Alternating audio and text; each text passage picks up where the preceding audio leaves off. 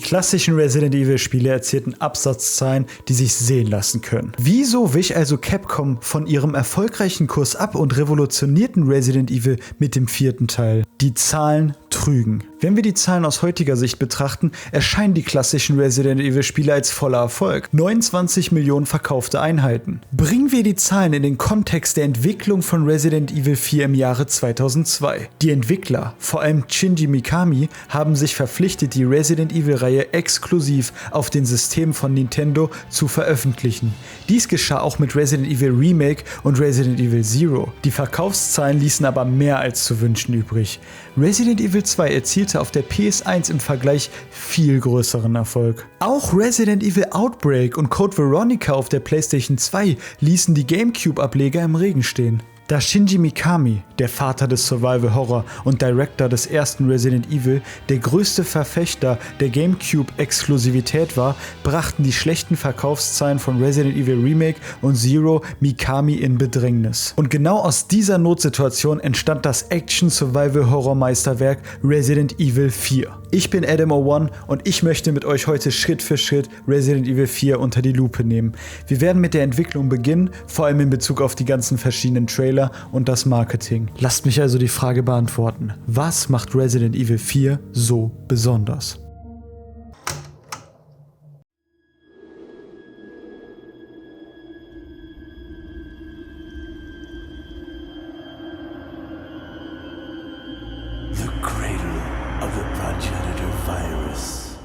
Was wir hier sehen können, ist der allererste Trailer von Resident Evil 4. Das Spiel wurde im Rahmen einer Präsentation von Capcom im Jahre 2002 angekündigt.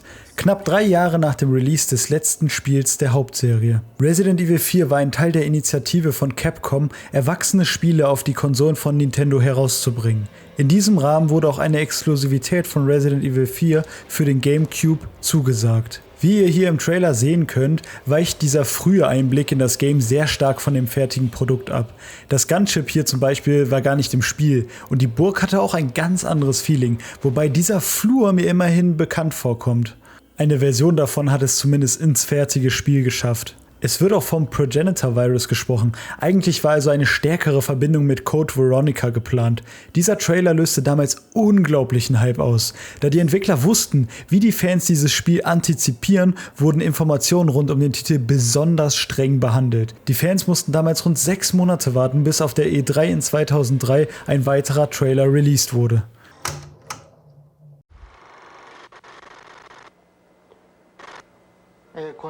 Hi, I'm Shinji Mikami. Recent rumors would suggest I have been fired, but I assure you, I am still happily working at Capcom.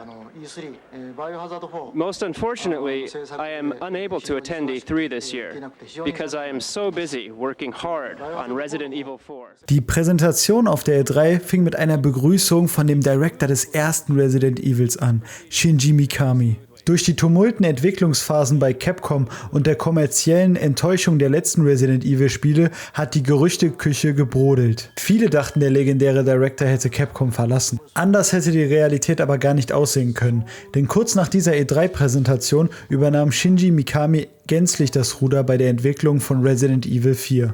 Der Trailer hier ist allgemeinhin als Halluzinations-Trailer bekannt. Viele bezeichnen diese Version des Spiels auch als Resident Evil 3.5. Das Gameplay mit den semi-fixierten Kamerawinkeln und dem düsteren Schloss-Setting erinnerte stark an die älteren Resident Evil-Teile. Diese Version hatte zusätzlich übernatürliche Elemente, inspiriert unter anderem von Silent Hill. Der Hookman hier ist eine dieser Erscheinungen. Erklärt werden sollten diese übernatürlichen Dinge durch Halluzination, deswegen hieß der Trailer auch Halluzinations-Trailer. Das Halluzinationskonzept war eigentlich so gedacht, dass jeder Raum im Spiel eine echte und eine eingebildete Version hat. Dies war aber allerdings zu aufwendig und somit wurde auch diese Version verworfen.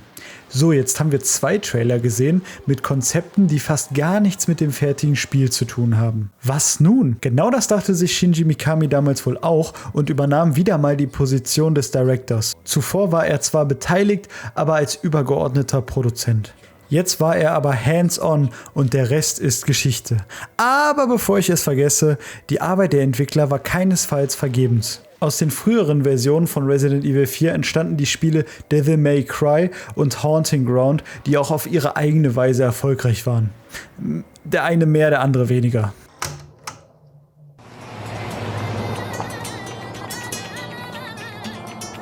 I received special training via a secret organization working under the direct control of the president. 2005 kam dann endlich Resident Evil 4 als fertiges Produkt für den GameCube heraus und das Spiel hat alle Erwartungen übertroffen. Die Fans, die Kritiker und vor allem die Shareholder waren mit dem Ergebnis mehr als zufrieden. Capcom wollte aber das Spiel nicht auf dem GameCube fesseln, denn bereits vor dem Release wurde bekannt gegeben, dass das Spiel doch nicht exklusiv bleibt. Sehr zum Bedauern von dem Director Shinji Mikami, der den Fans in einem Interview im Jahre 2002 noch versprach, dass Resident Evil 4 nur für den GameCube herauskommen würde. Die Aussage ist aus heutiger Sicht noch witziger, denn es gibt fast kein Spiel, das so viele verschiedene Auflagen auf unterschiedlichen Endgeräten hat wie Resident Evil 4. Darunter auch eine mobile Version, die wohl echt gut spielbar ist, und sogar eine VR-Version. Neben den ganzen Ports der Originalversion erscheint bald auch schon das Remake für die neueste Konsolengeneration. Zu erwähnen ist auch, dass alle Versionen teilweise unterschiedliche Spielinhalte haben.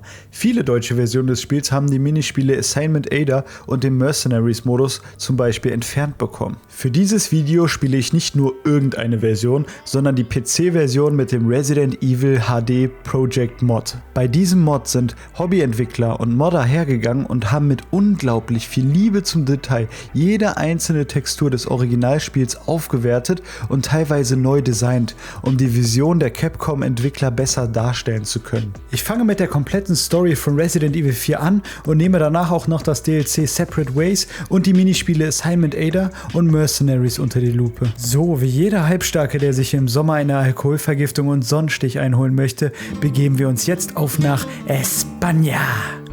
Resident Evil 4. 1998. I'll never forget it. It was the year when those grisly murders occurred in the Arklay Mountains. Das Intro von Resident Evil 4 beginnt mit einer recht emotionslosen Erzählung von unserem Protagonisten Leon S. Kennedy. Nach den Vorfällen in Raccoon City wurde Umbrella als Organisation zerschlagen.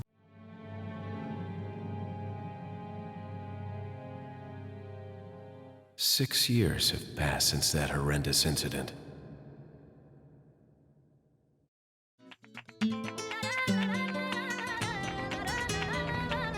I received special training via a secret organization working under the direct control of the president. I was to assume the responsibility of protecting the new president's family. Leon selbst ist kein Cop geblieben, sondern wurde Teil einer Spezialeinheit, die direkt dem US-amerikanischen Präsidenten untersteht. Diese Entwicklung wurde tatsächlich schon in dem Leon-Prolog von Resident Evil 3 angedeutet. Seine Aufgabe sollte eigentlich sein, Ashley Graham, die Tochter des Präsidenten, zu beschützen. Da diese aber nach Spanien entführt wurde, startet sein neuer Job mit einer Rettungsmission. Leon hat auch immer die beschissensten ersten Arbeitstage. All by yourself? I'm sure you boys didn't just tag along so we could sing Kumbaya together at some Boy Scout bonfire. Wie ihr seht, ist Leon aber nicht alleine auf seiner Mission. Er wird von zwei Cops unterstützt, die offiziell leider keine Namen haben. Besonders ernst nehmen sie Leon aber nicht. It was right before I was to take on my duties of protecting the president's daughter when she was abducted. That's the ultimate reason I'm in this lonely and rural part of Europe. Nach der kleinen Pinkelpause kommen die drei bei ihrem Ziel an. Just up ahead is the village. I'll go and have a look around. We'll stay and watch the car. Don't want to get any parking tickets. Right. Parking tickets. Good luck. Beim Missionsort angekommen, stellt sich auch unser Funksupport vor, Ingrid Hannigan. Leon, I hope you can hear me. I'm Ingrid Hannigan. I'll be your support on this mission. Loud and clear. Somehow I thought you'd be a little older. So the subject's name's Ashley Graham, right? That's right. She's the daughter of the president. So try to behave yourself, okay? Whoever this group is, they sure picked the wrong girl to kidnap. I'll try to find some more information on my end as well. Good. Talk to you later. Leon out. Und nun startet auch schon das Spiel. Etwas ruhiger als die Openings der letzten zwei Teile. Der Start zumindest.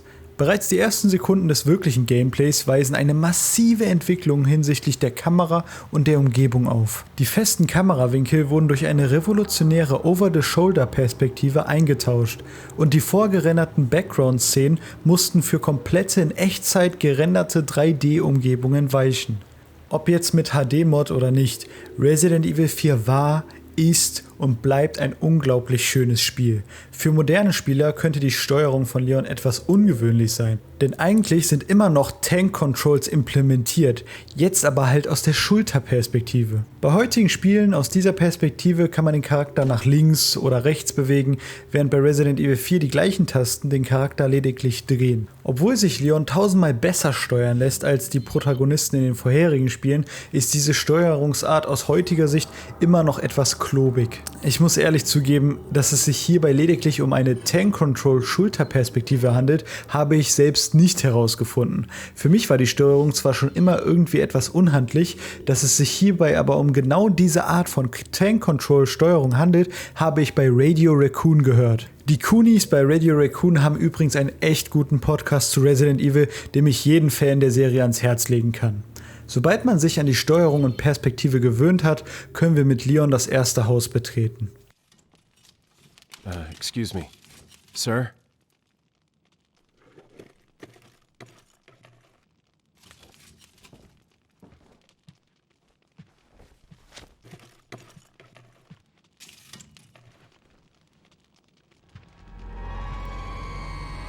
I was wondering if you might recognize a girl in this photograph? ¿Qué carajo estás haciendo aquí? ¡Lárgate, cabrón! Sorry to have bothered you.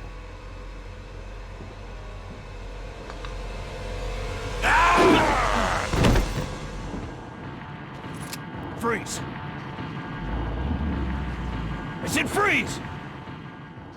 Die Einheimischen scheinen nicht viel von bewaffneten Elitesoldaten zu halten, Leon macht aber schnell einen Prozess mit dem Hausbewohner. Jetzt mal ehrlich, wenn man den spanischen Dialog an dieser Stelle übersetzt, wirkt Leon einfach wie ein kaltblütiger Killer. I was wondering if you might recognize a girl in this photograph? ¿Qué carajo estás haciendo aquí? ¡Lárgate, cabrón! Sorry to have bothered you. Ich meine, der Mann fragt ihn erstmal zurecht, was er in seinem Haus zu suchen hat. Dann sagt er ihm nochmal, dass er verschwinden soll und Leon verteilt daraufhin mehr Headshots als Kiffer an Busbahnhöfen. Ingrid scheint Leons loser Abzugsfinger auch nicht groß zu jucken. Is everything okay? There was a hostile local. I had no choice but to neutralize him. There are still others surrounding the area. Get out of there and head toward the village. Take whatever measures necessary to save the subject. Understood. Auch wenn Leon feststellen muss, dass dieser Mann kein Zombie war, finden wir im Flur des Hauses Beweise dafür, dass es aber wahrscheinlich doch nicht so schlecht war, diesen Mann zu neutralisieren. Manchmal muss man halt wirklich erst schießen und danach die Fragen stellen. Jetzt muss Leon aber herausfinden, was mit seinen beiden Kompagnons passierte. Ein paar Dorfbewohner stehen uns im Weg, aber kein Problem für Leons 9mm. Diesmal nutzt Leon aber nicht nur seine Waffe, wie ihr hier sehen könnt, gibt es auch kontextbasierte Möglichkeiten, die Gegner im Kampf mit zum Beispiel Tritten anzugreifen. Auf die Unterstützung seiner spanischen Kollegen kann Leon leider nicht bauen. Daher muss er sich jetzt allein ins Dorf vorkämpfen, um herauszufinden, wo sich die Tochter des Präsidenten befindet. Das ist für unseren Protagonisten auch kein Problem, denn er ist mehr als ausgestattet. Durch die neue Schulterperspektive lässt sich sehr präzise auf die Gegner zielen. Die Gegner, die übrigens Ganados heißen, reagieren auch verschieden, je nachdem welchen Körperteil Leon anschießt. So lassen sich Ganados stoppen, wenn man ihnen im Vollsprint auf die Beine schießt. Oder Leon kann sie kurz stunnen und dann kicken, wenn sie einen Headshot kassieren. Ich meine, dass spanische Farmer stabil sind, glaube ich, aber normale Leute stecken eigentlich keine Headshots weg. Auch wenn es sich hierbei nicht um Zombies handelt, irgendetwas stimmt mit diesen Leuten nicht. Ganados heißt übrigens Vieh oder Viehbestand auf Deutsch. Das, was die Ganados Leon zurufen, ist auch nicht nur irgendeine ausgedachte Sprache, sondern echtes Spanisch. Für mich war das als Jugendlicher immer einfach die gruselige Zombiesprache aus Resident Evil. Aber die Ganados reden tatsächlich wirklich miteinander und mit Leon. Wenn sie Leon sehen, sagen sie so etwas wie: Da ist er! Falls ein Ganados sich hinter Leon befindet, schreit er sowas wie „Hinter dir, du Vollidiot!“ Ziemlich coole und detailreiche Gegner meines Erachtens.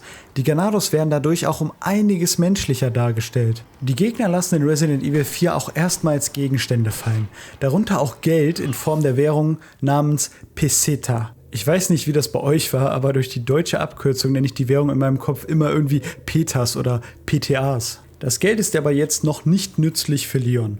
Nach dem ersten Ganados-Überfall kann Leon recht früh einen Doggy aus einer Bärenfalle retten. Ich habe euch anfangs von dem Spiel Haunting Ground erzählt, das unter anderem durch Resident Evil 4 entstanden ist. In diesem Spiel gibt es einen Hund namens Huey, der diesem Hund recht ähnlich sieht. Huey, so nenne ich den Hund jetzt einfach, ist aber nicht der Einzige, der in Fallen tappen kann.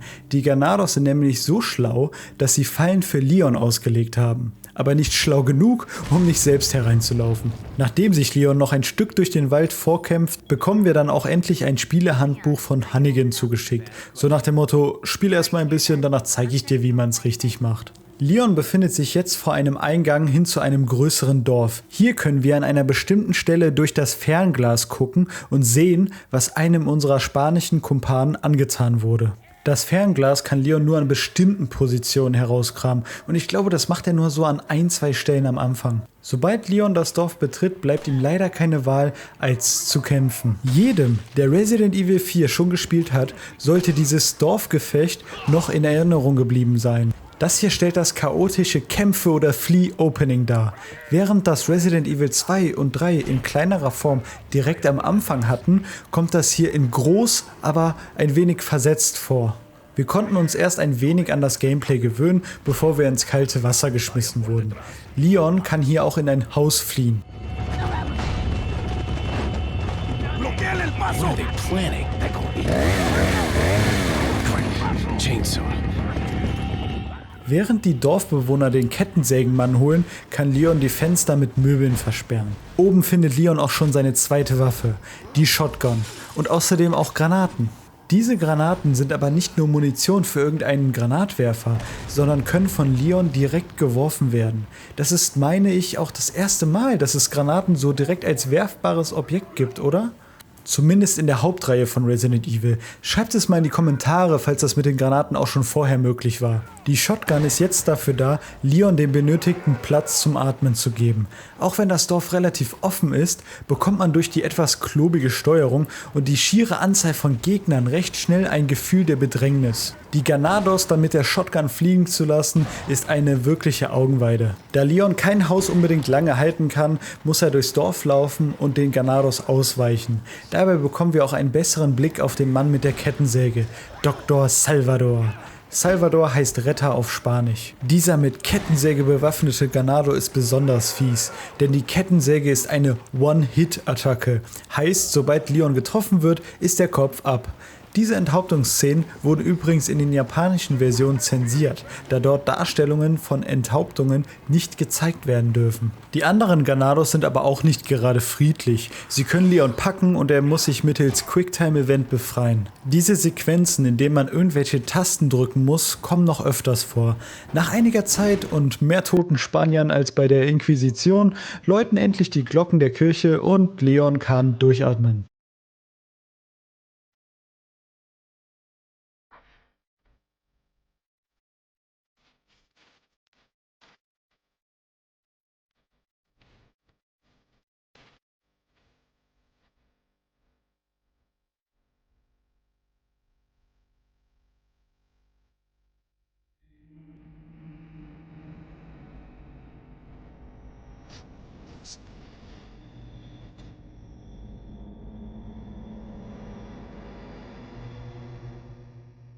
Dieser Lord Sadler, von dem die Ganados reden, scheint eine große Macht über sie zu haben.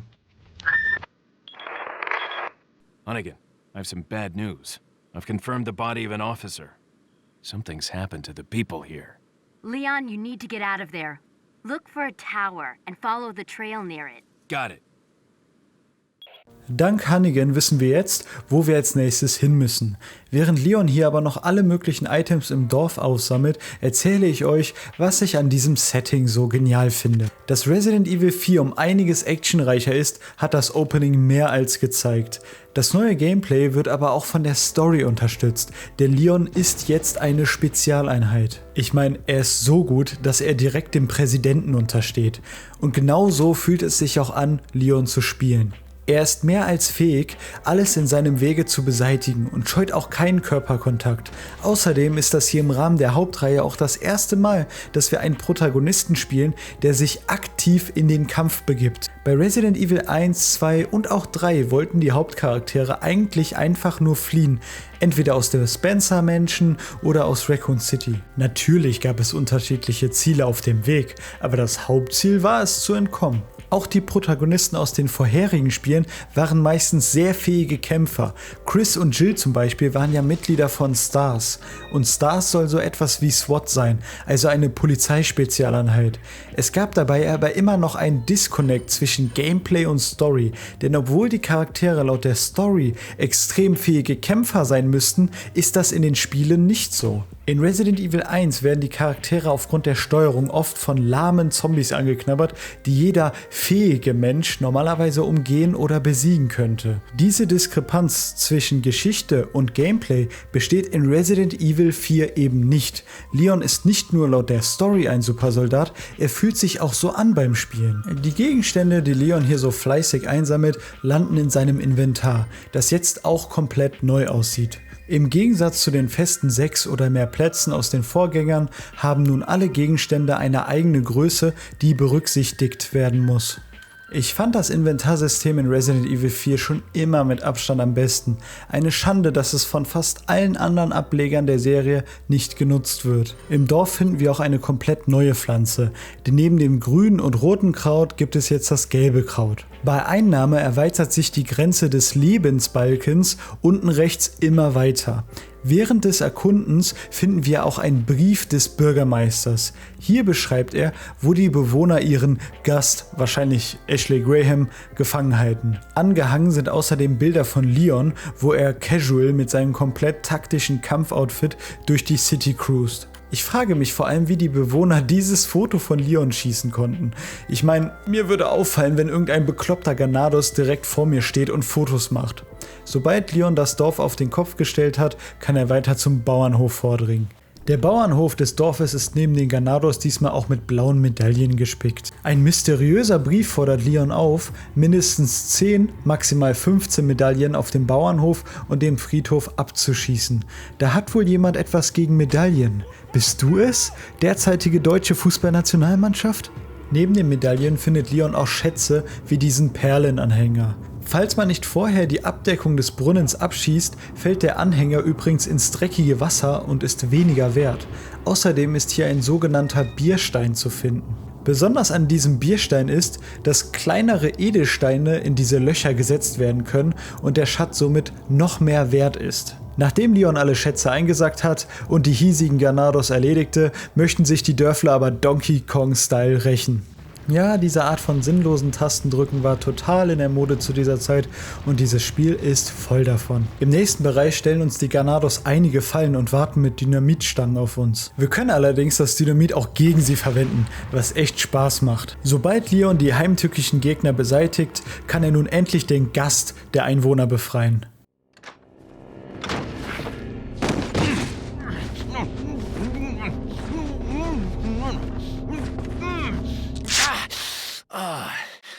Little rough, don't you think?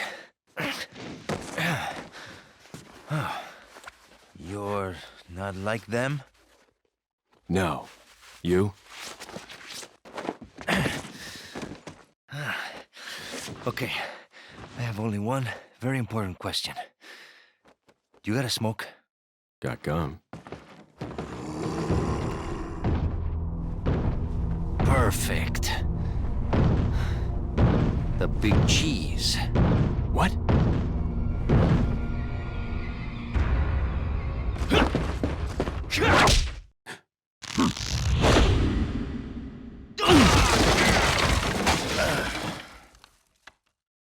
Und damit endet Kapitel 1.1. Der Gast war offensichtlich doch nicht Ashley. Resident Evil 4 ist auch das erste Spiel der Hauptreihe, das in solche Kapitel unterteilt wurde. Diese Art von Bewertung, die ihr hier seht, gab es auch normalerweise erst am Ende des Spiels. Dass das Spiel überhaupt in Kapitel unterteilt ist, verrät uns auch etwas über die Designphilosophie. Das ist nämlich in diesem Teil eine ganz andere. Der Fokus liegt auf linearen Levels, nicht auf große Resident Evil Levels, in denen man Stück für Stück gewisse Bereiche freischaltet. An dieser Stelle will ich kurz in mein eigenes Video einhaken. Mir ist gerade aufgefallen, dass wir hier erst Kapitel 1 von insgesamt 19 Kapiteln behandelt haben. Dieses Video wird also mal wieder ein kleiner Spielfilm. Ich wäre euch also dankbar, wenn ihr für meine Mühen ein Like und Abo dalasst. Eure Unterstützung ist echt klasse. Danke auch an alle, die bereits abonniert sind, und es macht mir auch wirklich mega viel Spaß, mit euch in den Kommentaren zu diskutieren. So, jetzt aber zurück zum Video. Am Anfang von Kapitel 1.2 sehen wir, wo Leon und der mysteriöse Spanier gelandet sind.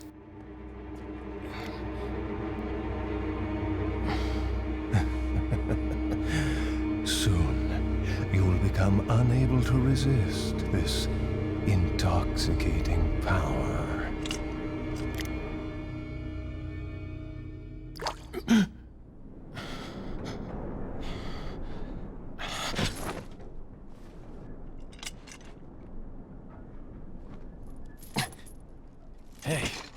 Hey, wake up.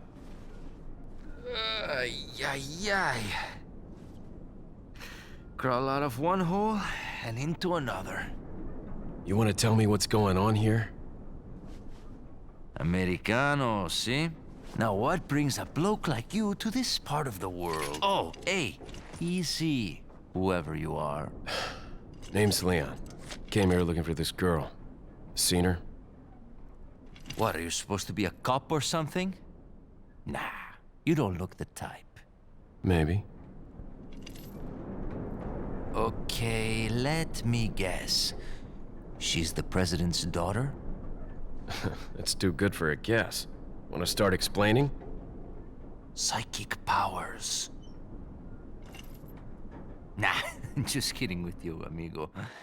I overheard one of the villagers talking something about the president's daughter in the church.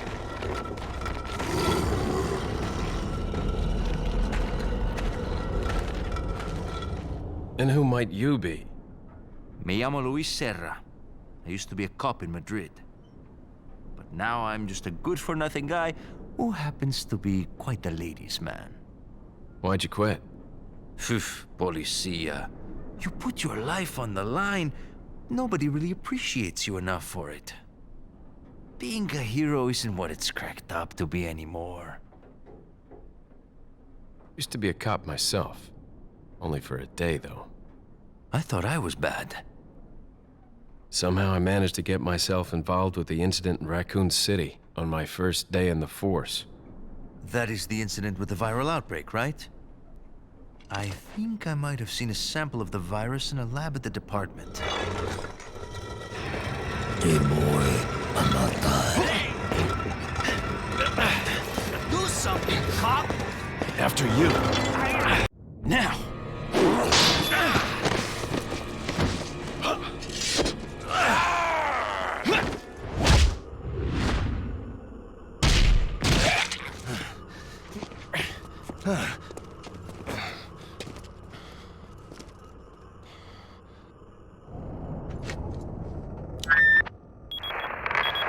It's Leon. Sorry I couldn't get in touch sooner, but I was a bit tied up. You're okay, right? I'm fine. There was a male civilian held captive. According to him, Ashley's in a church somewhere. What happened to him? He managed to escape. Do you have a fix on the location of that church? No, but apparently there's a secret passage in the village that leads there. I'm heading back to the village. Nachdem Leon Hannigan auf den neuesten Stand bringt, trifft er auf den Nebencharakter, der Leon immer treu bleiben wird.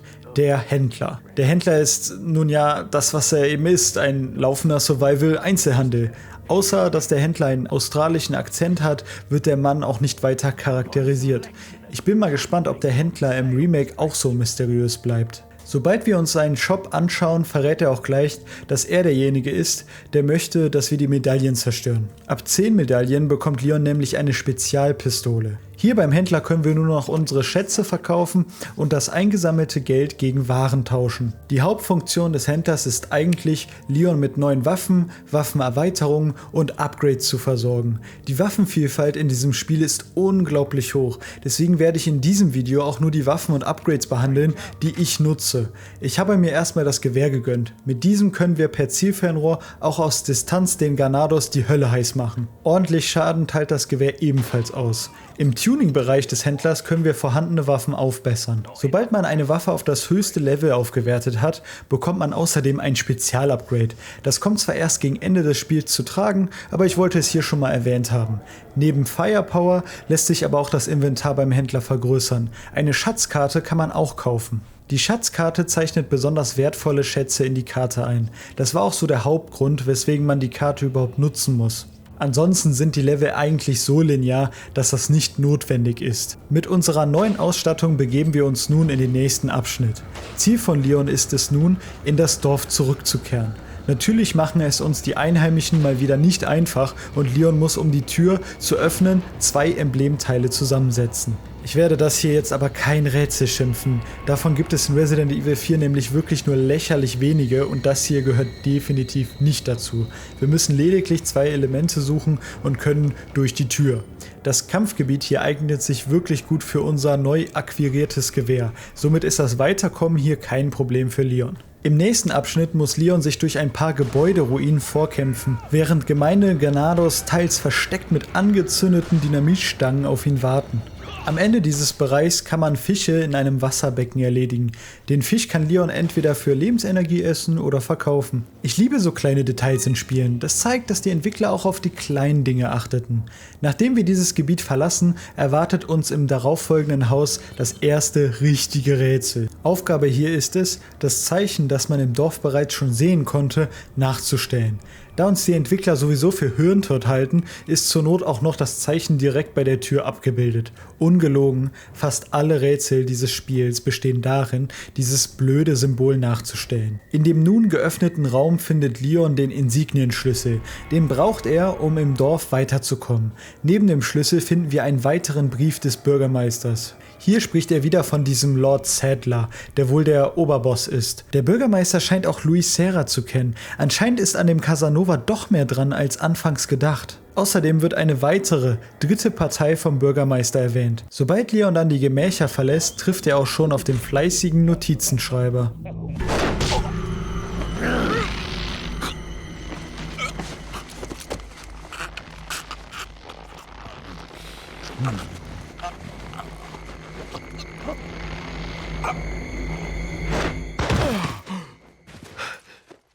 You carry the same blood as us, it seems. Nevertheless, you're an outsider. Just remember, if you become unpleasant to our eyes, you'll face severe consequences. Leon, I've been able to get some new info that might help you. Fill me in. Apparently, there's a religious cult group involved. They're called the Los Illuminados. Los Illuminados. That's a mouthful. Anyway, I had an unexpected run-in with the big cheese of this village. But you're okay, right? Yeah, but he could have killed me, but he let me live. And he mentioned something about me carrying the same blood as them. Whatever that means. Carry the same blood. Huh. Interesting. Anyway, there are more important things than solving riddles right now. You're right. Hurry and find that church, Leon. Wir haben jetzt einige Sachen erfahren, die wir erst verdauen müssen. Erstens, der Chef dieses Dorfes hat Leon verschont, da er anscheinend vom selben Blut ist. Dies steht bestimmt im Zusammenhang mit der Szene, in der Lord Sadler Leon eine Spritze verabreichte. Ich glaube zwar, dass bis hierhin noch nicht richtig bekannt war, dass der Mann in Robe Lord Sadler darstellen soll, aber come on, es hängt praktisch an jeder Wand im Dorf ein Bild von dem Dude. Neben dieser Offenbarung verkündigte Hannigan, dass es sich bei den Dorfbewohnern um einen religiösen Kult namens Los Illuminados handelt. Ins Deutsche übersetzt heißt Los Illuminados übrigens die Erleuchteten. Da ich neugierig bin, lasse ich den Big Cheese nicht in Frieden und konfrontiere den Big Boss nochmal.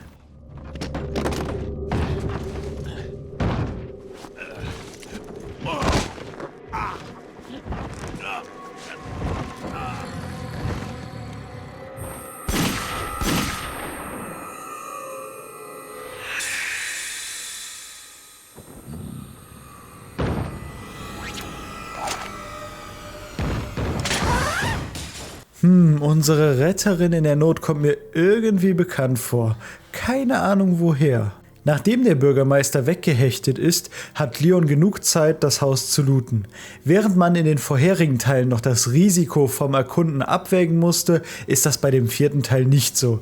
Es lohnt sich eigentlich immer zu erkunden und alles mitzunehmen. Vor allem das Händlersystem bietet Anreize dafür. Je mehr wir erkunden, desto mehr Geld sammeln wir ein und desto besser wird unser Arsenal.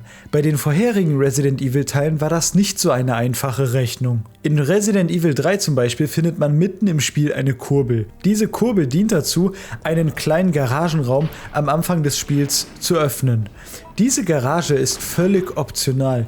Im Inneren befindet sich lediglich Munition.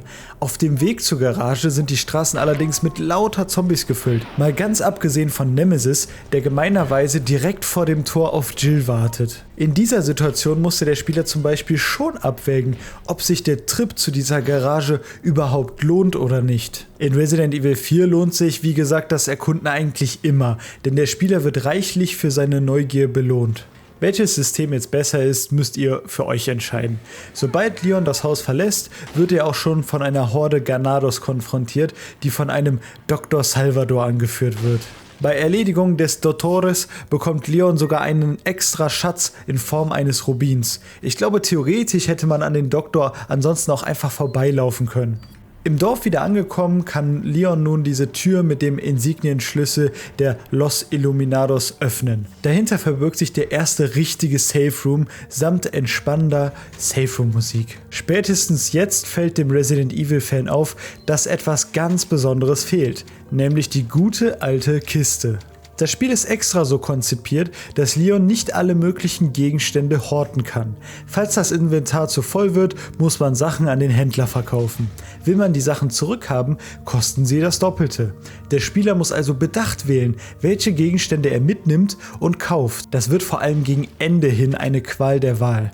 Bei dem Händler nach dem Safe Room habe ich mir die TMP gegönnt, samt Schulterstütze. Manche Waffen haben nämlich auch noch zusätzliche Verbesserungen und Aufsätze, die sich im Inventar wiederfinden und kombinieren lassen. Für das Gewehr gibt es auch noch ein Zielfernrohr, aber die Gebiete in Resident Evil 4 sind jetzt nicht so groß, dass noch ein größerer Zoom notwendig wäre. Mit meiner neuen schönen Waffe machte ich nun den Friedhof unsicher.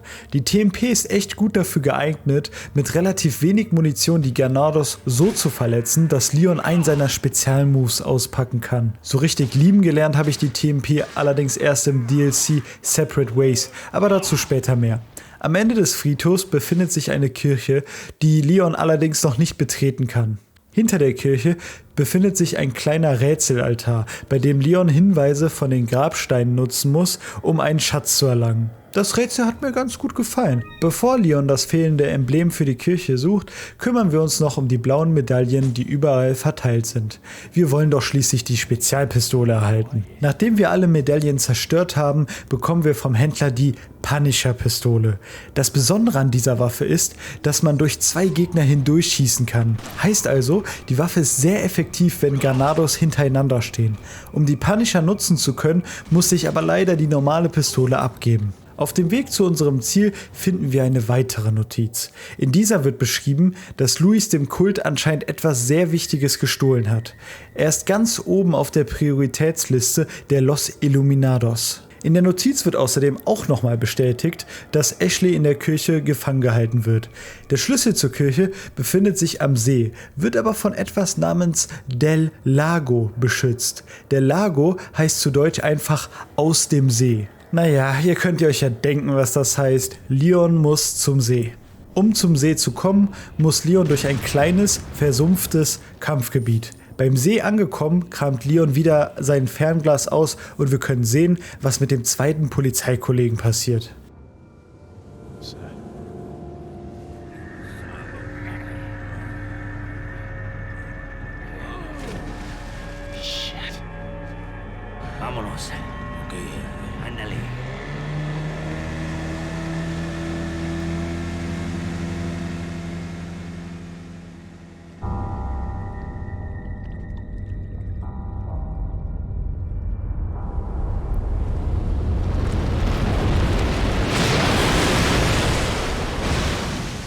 Der Lago ist dann wohl dieser Loch Ness-Verschnitt und da wir zu Ashley müssen, bleibt eine Konfrontation mit dem Monster wohl leider nicht aus. An dieser Stelle gibt es auch schon ein kleines Easter Egg. Wenn Leon hier ein paar Schüsse ins Wasser abgibt, schnappt sich der Lago Leon schon bereits vor dem Bosskampf.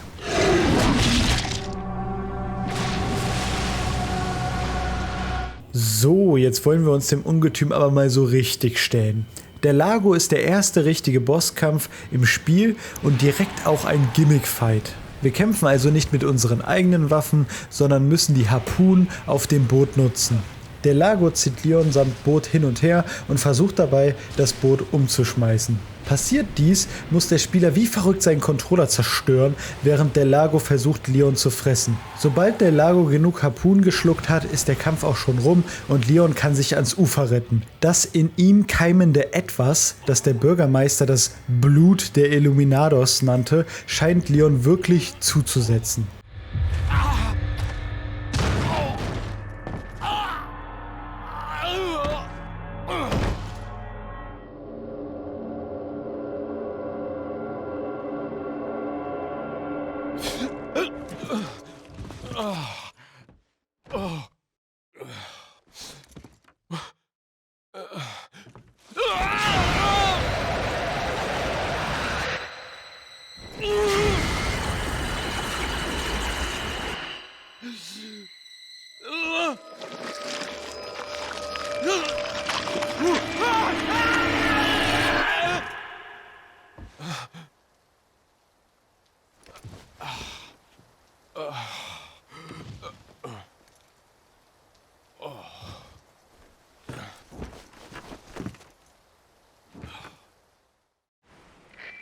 Nachdem Leon kurz Hannigan von seinem Hayabubu erzählt, muss Leon feststellen, dass die Nacht bereits hereingebrochen ist. Jetzt fängt das Spiel auch endlich an, ein wenig gruseliger zu werden. Bevor wir uns aber in die stürmische Nacht begeben, lässt sich im Haus ein anonymer Brief lesen.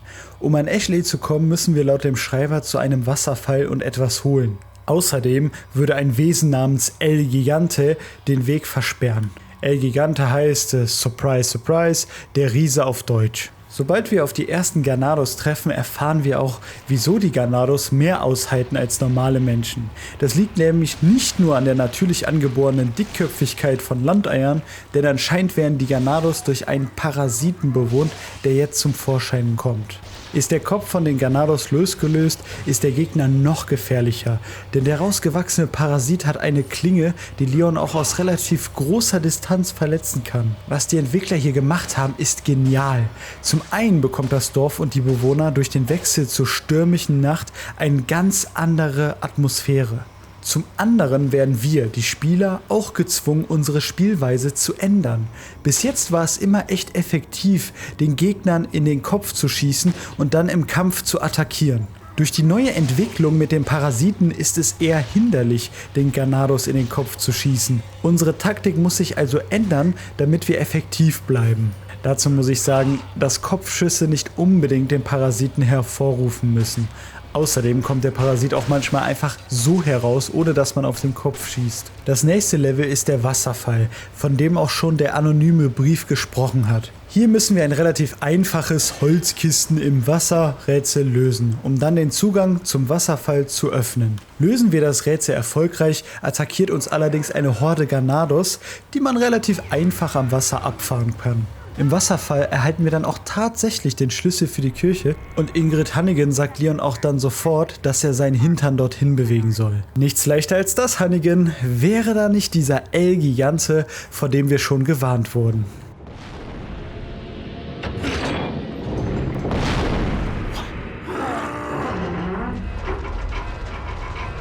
Rápido, rápido, rápido. Usa los músculos.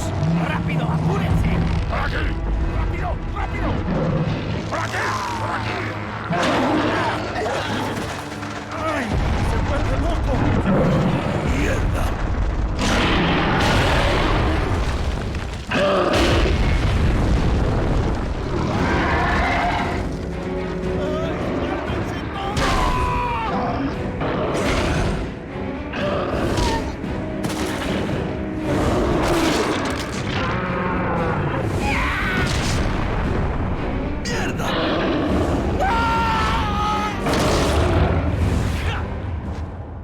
El Gigante kämpft genauso, wie ein Troll aus der Herr der Ringe eben kämpft. Er hat ein paar Bereichs- und Stampfattacken und kann Leon auch noch packen und quetschen. Sobald Leon genug Schaden macht, öffnet sich der Rücken des Riesen und eine parasitenartige Kreatur wird enthüllt.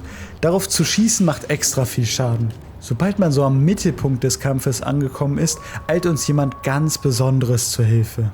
Der Doggo, den wir ganz am Anfang retten, hilft uns, indem er El Gigante ablenkt. Mit Hilfe von dem lieben Huey, so haben wir ihn ja getauft, gewinnt Leon auch den Kampf und die Dorfbewohner sind so nett, uns dann auch die Tore wieder zu öffnen. Danach steht uns der Weg zur Kirche offen, wobei uns einer der gruseligsten Gegner in diesem Spiel den Weg versperrt. Die Zombiehunde. Sie sehen gruselig aus, greifen sehr schnell an, können ihren Mund abnormal weit öffnen und sind in der Lage, unseren Kugeln teilweise auszuweichen. Da wir den lokalen Veterinär namens Dr. Salvador bereits beseitigt haben, müssen wir diese Hunde zwangseinschläfern, was ich auch mit Vergnügen getan habe. Danach kann Leon aber in die Kirche eindringen und im oberen Geschoss wartet das nächste Rätsel auf uns. Und wie bereits angekündigt, müssen wir wieder mal das Zeichen der Los Illuminados zusammensetzen, diesmal aber mit Hilfe von 3 Farben. Sobald das Rätsel gelöst ist, öffnen sich die Türen der Kirche und Leon kann weiter nach Ashley suchen.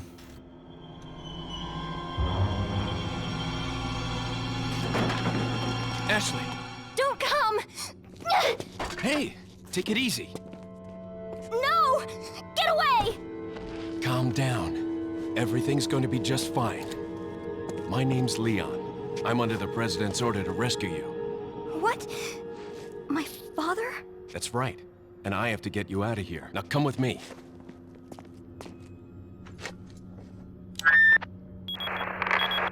It's Leon. I've succeeded in extricating my subject. Tja, und so schnell geht das. Mission erledigt, Boys. Präsidententochter ist gerettet. Schickt sofort die F-16s, die Kampfhubschrauber und die Navy Seals los. So würde das eigentlich in echt aussehen. Ich meine, die USA hat ganze Landstriche schon für weniger zerstört.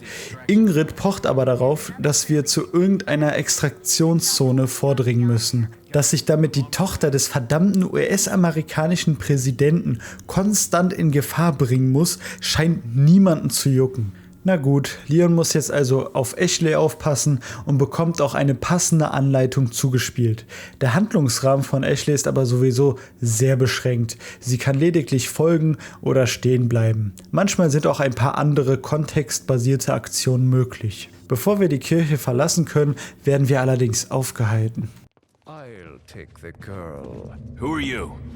If you must know, my name is Osmond Sadler, the master of this fine religious community. What do you want? To demonstrate to the whole world our astounding power, of course.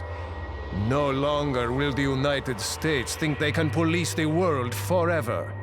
So, we kidnap the president's daughter in order to give her our power and then send her back. No.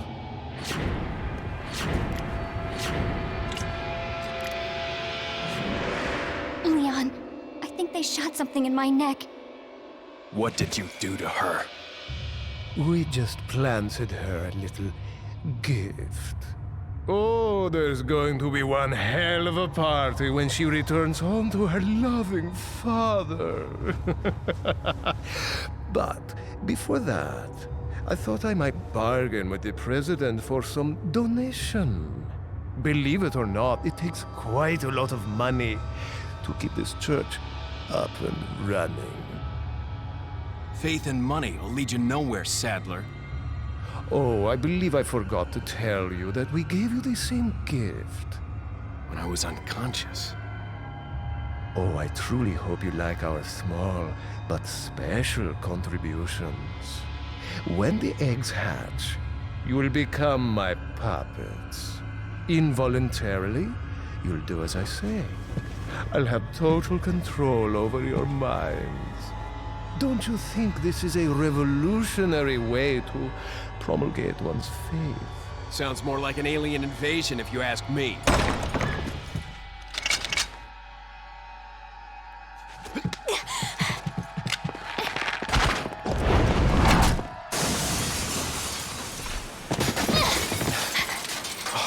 You okay? Leon, what's gonna happen to us? Don't worry. We got into this mess. We can get out of it. Ach, wie schön. Mal wieder verrät der Bösewicht seinen kompletten Plan direkt. Ashley wurde also auch mit den Eiern dieser Parasiten, die übrigens Las Plagas zu Deutsch die Schädlinge heißen, infiziert. Der Plan der Los Illuminados war es also, eine infizierte Ashley zurück zum Präsidenten zu schicken. Wieso Leon Hannigan nicht sofort von diesem Plan erzählt, ist mir bis heute nicht erklärlich. Klar, vielleicht wollte er Ashley schützen, aber diese Tatsache zu verheimlichen ist absolut schwachsinnig. Jetzt fängt ein Teil des Spiels an, den viele Leute verfluchen. Denn der Spieler muss jetzt für eine sehr lange Zeit Ashley eskortieren und vor allen möglichen Gefahren beschützen, während die Ganados ständig versuchen, sie entweder zu töten oder zu entführen. Beides führt natürlich zu einem Game Over. Leon und Ashley müssen sich jetzt nochmal durch das Dorf vom Anfang kämpfen, diesmal aber bei Nacht. Die Ganados tragen auch passend zum Ambiente Fackeln, mit dem wir sie anzünden können. Wieder ein nettes Detail an dieser Stelle. Auf dem Bauernhof finden wir eine weitere Notiz, die von Luis Serra, dem Casanova, spricht. In der Notiz steht, dass Luis Großvater anscheinend ein Mitglied des Dorfes war und Luis deshalb viele Geheimgänge rund um das Dorf kennt. Außerdem birgt die Notiz Hoffnung für Leon und Ashley, denn hier wird beschrieben, dass Luis ebenfalls ein Plagerei injiziert wurde. Er dieses aber entfernen konnte. Hannigan informierte uns nach dem Bauernhof darüber, dass unser Rettungshubschrauber abgefangen wurde. Dann werden wir von den Ganados in eine Hütte getrieben, in der wir Luis Serra auch endlich wieder treffen. What are we gonna do, Leon? Hate to say it, but we're sandwiched, all right. Quick, in that cabin!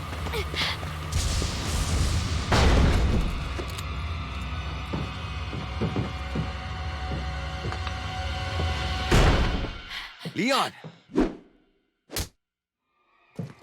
Small world, eh? Was jetzt folgt, ist ein Kampf innerhalb des Hauses, in dem Luis uns kräftig unter die Arme greift. Die actionreiche Sequenz ist eigentlich eine ganz coole Abwechslung, auch wenn solche Spielszenarien eigentlich nicht in ein klassisches Horrorspiel gehören. Aber wer sagt schon, was sich gehört? Nachdem die Ganados aufgeben, verschwindet Luis recht schnell, um etwas zu holen. The bridge I crossed to get here's out, so I guess we have no choice but to keep moving. I forgot something. You guys go on ahead. Schade eigentlich, dass Leon an dieser Stelle nicht das Entfernen der Plagereier anspricht. Wenn ich mit einem tödlichen, parasitären Zombie-Ei infiziert wäre, würde ich das ziemlich direkt bei dem Mann zur Ansprache bringen, bei dem ich weiß, dass er mir helfen könnte. Aber gut, da es sich bei der Notiz um eine optionale Information handelt, konnten die Entwickler das vielleicht auch an dieser Stelle noch nicht so einbauen. Jetzt werden wir vor die Wahl gestellt und wir dürfen zwischen Pest und Cholera wählen. Wählt Leon den linken Weg, muss er gegen mehrere Ganados kämpfen, darunter 2 weibliche Kettensägen-Ganados. Geht er den rechten Weg, bekommt er es mit einem weiteren El Gigante zu tun. Da ich süchtig nach Loot bin, habe ich beide Wege nacheinander eingeschlagen. Bei dem El Gigante-Kampf kann man nun auch Steine auf ihn herabregnen lassen. Ansonsten unterscheidet sich dieser El Gigante nicht vom letzten. Auf dem linken Weg erwartet Leon ein brachialer Kampf mit den Kettensägendamen. Der linke Weg ist allerdings besonders, denn hier gibt es neben dem normalen Kampfgebiet auch unterirdische Katakomben. Die Höhlen sind auch relativ groß und entlang dieses Steges findet man Hütten. Diese Hütten sind vollgekritzelt mit komisch leuchtenden Schriftzeichen auf Spanisch. Dieser ganze Abschnitt hat eine mega gruselige Atmosphäre und um ehrlich zu sein, habe ich, als ich das Spiel damals als Jugendlicher spielte, diesen Raum nie gefunden. Lag wohl daran, dass ich immer den El Gigante-Pfad nahm. Schreibt mal in die Kommentare, ob euch diese Höhlen bekannt vorkommen. Ein Riesen-Las Plagas-Parasit ist hier angekettet und ich bin ganz ehrlich mit euch, gruseliger kann die Atmosphäre hier im Raum gar nicht sein. Okay Leute, ich höre auf, euch zu veräppeln. Diese kompletten Katakomben samt Riesenplager sind von dem Macher des HD-Projekts hinzugefügt worden. Es handelt sich hierbei also nicht um ein Level, das bereits in dem Originalspiel vorhanden war. Ich habe aber auch etwas gebraucht, um das zu checken. Ich habe halt wirklich vorher immer den anderen Pfad genommen. Nachdem wir dann aus beiden Pfaden allen möglichen Loot herausgequetscht haben, müssen wir uns gut ausrüsten. In der Hütte am Ende dieses Weges wartet nämlich der Big Boss des Dorfes auf uns. You better stay outside. Ashley, go hide. Yeah.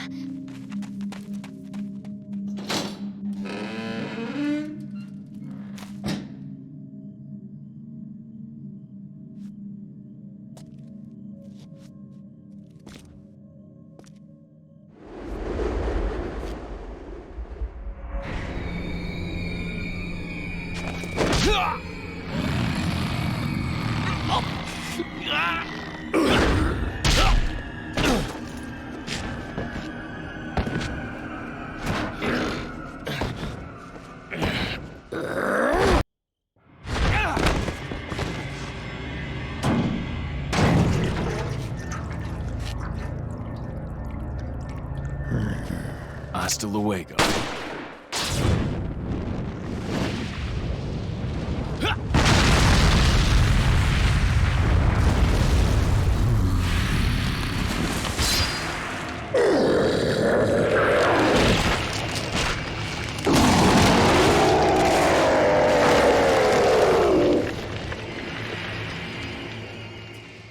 Das Design von diesem Boss ist so unglaublich gut. Die Größe des Bürgermeisters und seine Autorität wird perfekt mit Korruption der Las Plagas verschmolzen. Und unfassbar gruselig ist er obendrein auch. Dieser Kampf hat außerdem 2 Phasen. In der ersten Phase geht der Chief in Schrittgeschwindigkeit auf uns zu und versucht uns zu schlagen oder zu packen. Manchen Angriffen kann Leon mittels Tastendruck ausweichen. Diese Ausweich-Quicktime-Events nenne ich auch gerne sinnvolle QTEs. Sie finden kontextbasiert im Kampf statt. Er greift uns an und wir drücken Tasten, um auszuweichen. Finde ich klasse. Das Game ist aber auch voll von sinnlosen QTEs, vor allem das ständige X-Gedrücke in irgendwelchen Cutscenes. Sobald der Bürgermeister genug Schaden gefressen hat, startet die zweite Phase des Kampfes und es wird noch ekelhafter. Der Chief legt auch noch die letzten Überreste seiner Menschlichkeit ab. In seiner jetzigen Form ist der Gegner mehr Parasit als Mensch. In dieser Phase ist er um einiges schneller und schwieriger zu treffen. Allerdings schwingt er auch dank seiner fehlenden Beine ständig herum. Mit geeigneter Firepower kann Leon ihn herunterschießen und er ist dann für eine Weile auf dem Boden gestunt. Auch wenn es relativ knapp geworden ist, Leon gewinnt den Kampf und beseitigt den Chief. Als Belohnung fällt dem toten Bürgermeister sein Auge heraus. Das erinnert mich ein bisschen an die Karte aus Resident Evil 3, die nach dem Nemesis-Kampf aus der Tasche des toten Wissenschaftlers fiel. Hier ist das schon ein bisschen sinnvoller, denn wir müssen eine Türe öffnen, die nur mit einem Augenscan geöffnet werden kann und diese Augen hat halt eben dieser Chief gehabt. Dorthin laufen Ashley und Leon auch schnurstracks. Auf dem Weg zu der Tür sehen wir aber noch in der Ferne eine ominös leuchtende Burg. Sobald wir die Türe öffnen, gelangen Ashley und Leon auch direkt zu dem Eingang dieser Burg. Eine Truppe Ganados treibt die beiden ins Innere und deren Fluchtweg ist abgeschnitten. Der einzige Weg führt also durch die Burg hindurch. Ready?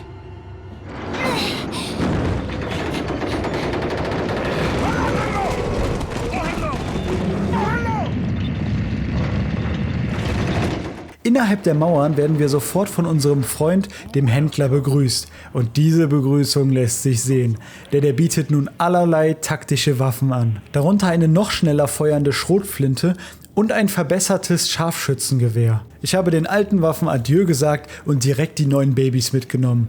Es gibt garantiert Vor- und Nachteile bei den Waffen. So vom Feeling her waren die neuen, taktischeren Waffen einfach besser als die alten Dinger. Momentan befinden sich Leon und Ashley noch in einem äußeren Teil der Burg. Um ins Innere zu kommen, muss Leon einige Katapulte ausschalten. Diese Katapulte schießen ständig auf die beiden und werden von Kultisten bedient. Die Kultisten sind die neuen Gegner dieses Gebiets. Sie unterscheiden sich von den Dorfbewohnern insofern, dass sie anders aussehen, bessere Waffen mit sich führen und teilweise stärkere Plagas in sich tragen. Die Waffen der Kultisten sind alle dem mittelalterlichen Setting angepasst. Die Range reicht von Morgenstern bis hin zur Armbrust. Ihr habt richtig gehört, Armbrust. Die Gegner können Leon und Ashley also auch aus relativ großer Distanz verletzen. Mittels Kanone, die die Kultisten, wieso auch immer, so aufgebaut haben, dass sie auf die eigene Burg zielt, erreichen Leon und Ashley das Innere. Leider verlieren wir dann auch den Kontakt zu Ingrid Hannigan. Wir sind also auf uns allein gestellt. Ich kann mich aber noch an einen spanischen Casanova erinnern, der hier irgendwo rumstreuen müsste. Louis, I've got something for you guys. What? Oh, shit! I must have dropped it when I was running away from them. Dropped what? A drug that'll stop your convulsions. Look, I know you're carriers. You've been coughing up blood, right? Yeah. And you? Yes. Damn it! The eggs have hatched. We don't have much time. What are you talking about? I have to go back and get it. Let me come with you. No, you stay here with Leon. He's better with the ladies, I'm sure. Da Louis mit wichtigen Anti-Plagas-Medikamenten genauso sorgfältig umgeht wie mit den Gefühlen von Frauen, muss Louis leider wieder los. In der Eingangshalle werden Leon und Ashley endlich gebührend in Empfang genommen. I was start starting to wonder when you might notice us. Who are you? Me llamo Ramon Salazar, the 8th Castellan of this magnificent architecture. I have been honored with the prodigious power from the great Lord Sadler. I've been expecting you, my brethrens. No thanks, bro. My, we've got a feisty one. If you care for your own well-being, I suggest you surrender yourself and simply become our hostage. Or Mr. Scott, you can give us the girl because you're not worth a penny, I'm afraid. You can die. Mein 6. Gaming-Sinn sagte mir schon beim ersten Mal zocken, dass diese Predator-Dinger definitiv noch Bossfights werden. Die erste Hälfte des Burglevels besteht nun darin, dieses Bild fertigzustellen, um entkommen zu können. Anhand einer Notiz auf dem Weg durch die Burg erfahren wir, was Luis den Los Illuminados gestohlen hat. Ein Plagas-Impfstoff und eine Plagas-Probe. Um weiterzukommen, müssen wir diesen Hebel neben diesem gar nicht gefährlich aussehenden Boy betätigen. Natürlich greift der Gegner Leon sofort an. Diese Wolverine-artige Kreatur ist ein noch häufig auftretender Miniboss, der blind ist. Das kann Leon nutzen, indem er zum Beispiel sein Gehör durch diese Glocken verwirrt. Auch hier ist es wieder am effektivsten, ähnlich wie beim El Gigante, auf den Plagas am Rücken zu schießen. Was darauf folgt, ist der berühmt-berüchtigte Wasserraum. Hier wird die Spielmechanik von Ashley auf die Probe gestellt. In dem ersten Bereich dieses Riesenraumes, der übrigens extrem gut designt wurde, müssen Leon und Ashley eine Plattform aktivieren und daraufhin kurbeln, um weiterzukommen. Sobald die Plattform unten ist, wird man sofort von mehreren Sensenmännern gestürmt. Wäre natürlich normalerweise kein Problem für mich gewesen, würden nicht diese blöden Sensen unendlich lang fliegen. Wenn man in diesem Raum stirbt, muss man leider alles von vorne machen. Aber an diesem Beispiel kann ich ganz gut eine besondere Spielmechanik erklären. Resident Evil 4 hat nämlich neben dem Schwierigkeitsgrad, den man am Anfang des Spiels auswählen kann, einen versteckten, sich ständig anpassenden Schwierigkeitsgrad. Dieser trackt durchgehend die Skills des Spielers und passt das Verhalten und die Anzahl der Gegner laufend darauf an. Das macht das Spiel, um den Spielspaß des Spielers zu maximieren. Keine Schande, wenn euch das nie aufgefallen ist. Resident Evil 4 macht das richtig geschickt und so unauffällig, dass es den meisten Spielern wahrscheinlich nie auffallen würde. Der Sensen-Squad von eben ist aber ein super Beispiel für die Wirkung dieses adaptiven Schwierigkeitsgrades. Denn bei meinem zweiten Durchlauf werden wir nicht von den Kultisten attackiert. Als nächstes folgt der schlimmste Teil dieses Wasserraumes. Wir müssen Ashley, die im Schneckentempo die Kurbeln betätigt, von angreifenden Kultisten beschützen, während Leon selbstständig angegriffen wird.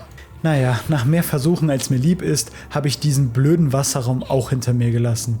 Als Belohnung bekommen wir aber diese Augenweide zu sehen. Der HD Project Mod kommt hier richtig schön zur Geltung. Diese Skulpturen sehen unfassbar gut aus. Außerdem befindet sich hier der erste Schießstand des Händlers. Ja, der Händler hat einfach seine eigenen Räume in der Burg. Nicht hinterfragen, wer oder was dieser Mann überhaupt ist. Auf dem Schießstand lassen sich durch unterschiedliche Challenges Kronkorken verdienen. Wenn genug Kronkorken erwirtschaftet wurden, erhalten wir Pesetas als Belohnung. Mich haben diese Schießstände, insgesamt gibt es 4, nicht sonderlich interessiert. Deswegen konnte ich mir die Extraknete nicht einheimsen. Weiter geht's mit dem Erkunden.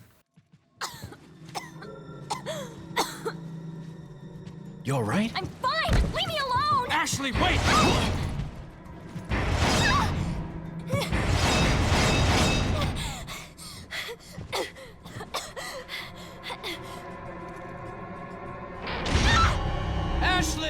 Wie sagt man so schön, des einen Fluch, des anderen Segen? Dass Ashley wieder entführt wurde, ist jetzt total schlimm für Leon. Aber Jungs, endlich bekommen wir mal eine Atempause. Salazar labert Leon dann noch damit voll, dass er die Leitungen für den Funk gekappt hätte, damit wir keine Informationen an die Zentrale weitergeben. Das wäre von Salazar gar nicht nötig gewesen, denn Leon gibt sowieso prinzipiell keine wichtigen Infos an Hannigan weiter. An dieser Stelle des Spiels dachten sich die Entwickler anscheinend, hey, unsere Spieler haben sich lang nicht mehr in die Hose geschissen und dann haben sie diesen Gegner auf uns losgelassen. Die unsichtbaren Insekten sind richtig fies und gruselig. Das Sounddesign der Monster unterstreicht nur diese Hilflosigkeit und Angst, die man verspürt, wenn man sich nicht sicher ist, ob Leon alleine ist oder nicht. Bei dem Gegner stellen sich bei mir die Nackenhaare auf. Der Effekt ist halt noch größer, weil Resident Evil 4 bis hierhin nicht wirklich gruselig war. Es gab zwar 2 Horrormomente, aber erst hier wurde es mir so richtig mulmig. In einem der Kerkerzellen finden wir ein Notizbuch von Luis. In dem beschreibt Luis, wie der Las Plagas Parasit funktioniert und vergleicht dessen Verhalten mit Parasiten, die in Real Life existieren. Das ist so ein bisschen diese Pseudowissenschaft, für die Resident Evil ja bekannt ist. Wenn man bei der Notiz zwischen den Zeilen liest, erkennt man, dass Luis nicht nur ein einfacher Ex-Polizist sein kann. Soweit ich weiß, ist fortgeschrittene Biologie kein Teil der Polizeiausbildung. Nachdem wir den Angriff der unsichtbaren Insekten überstanden haben, landet Leon wieder in dem Raum mit den wunderschönen Skulpturen. Er erwischt ein paar Los Illuminados bei einem merkwürdigen Ritual. Da ich ein Mann bin, der alle Religionen respektiert, habe ich direkt mal eine Spende dagelassen. Nachdem wir aus diesen Kultisten Kleinholz gemacht haben, schalten wir ein paar neue Räume frei. In direkt dem nächsten Raum befindet sich eine Notiz von Salazar selbst. Salazar, der kleine Mann, der aussieht, als wäre er 9 und 90 gleichzeitig, gehört einer langen Linie von Kastellanen an, die diese Burg beherbergten. Die ersten Kastellane vertrieben die Los Illuminados und versiegelten die Las Plagas in den Minen unter der Burg. Salazar, der 8. Kastellan, wurde aber Mitglied des Kultes und gab Lord Saddler die Las Plagas zurück. Saddler will die Plagas nutzen, um eine neue Welt zu erschaffen, was auch immer das heißt. Die Notiz gibt aber auch zu verstehen, dass Salazar sich für seine Familienvergangenheit schämt und deswegen auch voll und ganz hinter Lord Saddler steht. Ich bin ehrlich mit euch, der nächste Raum ist absolut bescheuert. Man läuft die ganze Zeit so einem Kultisten in roter Robe hinterher und am Ende wartet eine Minigun auf Leon. Im Raum danach gibt es ein kleines Rätsel. Die schwierige Aufgabe hier ist es, bis 6 zu zählen. Dann haben wir unsere nächste Begegnung mit dem Kastellan. What a pleasant surprise. But I'm afraid it's Ashley we need. Not you, Mr. Kennedy. If you don't need me, then get off my back, old man. Did you say old man, Mr. Kennedy? It might come as a surprise, but I'm only 20 years old. Jetzt müssen wir einige Zeit um unser Überleben kämpfen. Ähnlich auch wie damals mit Luis in der Hütte, nur dass diesmal zwischendurch Dudes mit Raketenwerfern auf uns schießen. Als Belohnung erhält Leon aber das erste Emblemstück, das er braucht, um in der ersten Haupthalle weiterzukommen. Das nächste Gebiet ist ein Garten. Um hier voranzukommen, muss Leon wieder mal Emblemteile suchen und zusammensetzen. Echt kreativ, Leute. Bevor Leon sich in den Garten begeben kann, teasert Salazar noch an, dass sich noch ein anderer Eindringling hier befindet. Nachdem wir die Embleme im Garten gefunden haben, treffen wir auch auf diese mysteriöse Person. Put your hands where I can see them. Sorry, but following a lady's lead just isn't my style. Put them up now.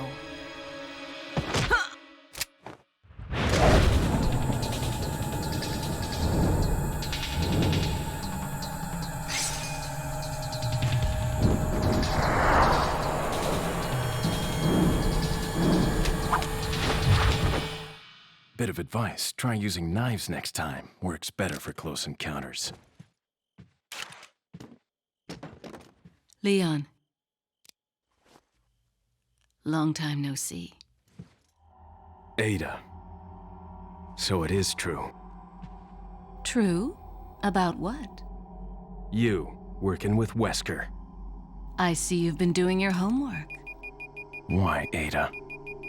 What's it to you? Why are you here? Why'd you show up like this?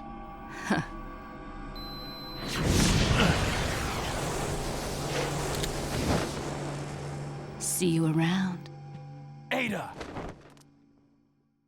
Ach Ada, was für eine blendende Persönlichkeit. Aus einer Nachricht, die zufällig im gleichen Raum liegt, geht hervor, dass Ada anscheinend mit Luis zusammenarbeitet und ihm auch half, den Las Plagas Parasiten zu entfernen. In den Räumen danach passiert nicht viel Besonderes. Ich werde einmal vom Low-Budget Wolverine hops genommen und Leon sammelt einen kostenlosen Raketenwerfer auf. Nichts Wildes also. Ich meine, im gesamten Spiel gibt es nur 3 Raketenwerfer. Den hier, einen vom Händler und ganz am Ende bekommt man auch noch einen. Ist doch gut so, denn die Raketenwerfer sind quasi Freilose, was Endgegner angeht. Das zeige ich euch dann später mal in der Praxis. Vorher treffen wir aber noch einen alten Bekannten wieder. Leon, I got it.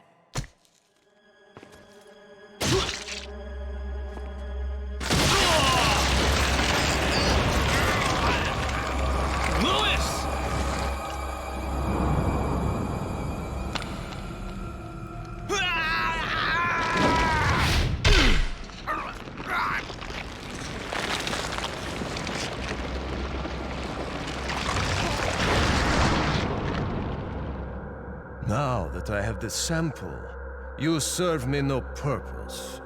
Sadler! My boy Salazar will make sure you follow the same fate.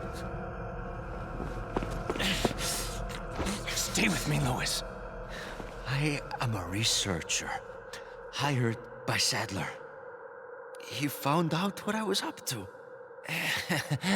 Don't talk. Here. It should suppress growth of the parasite. The sample. Sadler took it. You have to get it back. Louis! Wie tragisch, hätte er nur geliked und abonniert, bevor er uns verlassen musste. Jetzt hörten wir es nochmal von Louis persönlich. Er war Wissenschaftler bei Sadler und befasste sich mit den Las Plagas. Außerdem scheint diese Plagas-Probe extrem wichtig für alle Beteiligten zu sein. Leon hat allerdings gar keine Zeit, das alles sacken zu lassen, denn die gute Ashley möchte jetzt endlich befreit werden. Gut, auch wenn mir ihr konstantes Blöken zum Hals raushängt, kann ich sie verstehen. Hätte jetzt auch keine Lust, dort ewig festgekettet zu sein. Ein paar tote Ganados später kann Ashley sich einen Weg aus der Halle bahnen. Da ein Charakterwechsel zur Resident Evil DNA gehört, bleibt dieser auch in dem 4. Teil der Reihe nicht aus. Wir spielen jetzt also die komplett wehrlose Ashley. Naja, komplett wehrlos ist sie jetzt nicht, sie kann Lampen auf die Kultisten werfen. In der japanischen Version des Spiels werden übrigens feste Kamerawinkel als eine Hommage an die alten Resident Evil Teile verwendet. Ashley findet ebenfalls Informationen über die Salazars heraus. Der Butler der Familie schreibt in einem Brief, dass Salazar eigentlich nur ein weiteres Opfer von Lord Sadlers Manipulationen ist. Die Tatsache, dass Salazar keine Familie hat, nutzte Sadler gnadenlos aus. Ashley muss, um zu entkommen, mal wieder einen emblemartigen Gegenstand in dieses Rad einsetzen. Auf dem Weg zu diesem Objekt wird so richtig gruselig, denn sobald Ashley diesen dunklen Gang mit Ritterrüstungen betritt, jagt mir die Atmosphäre irgendwie einen Schauer über den Rücken. Zu meinem Bedauern konnte ich mich zu diesem Zeitpunkt auch gar nicht mehr erinnern, was hier passiert. Ich glaube, ich habe jegliche Erinnerung an Ashley einfach komplett aus meinem Gedächtnis gelöscht. Nachdem Ashley das kleine Puzzle hier gelöst hat, kann sie das runde Teil und die zweite Emblemhälfte für den Burgeingang aufnehmen.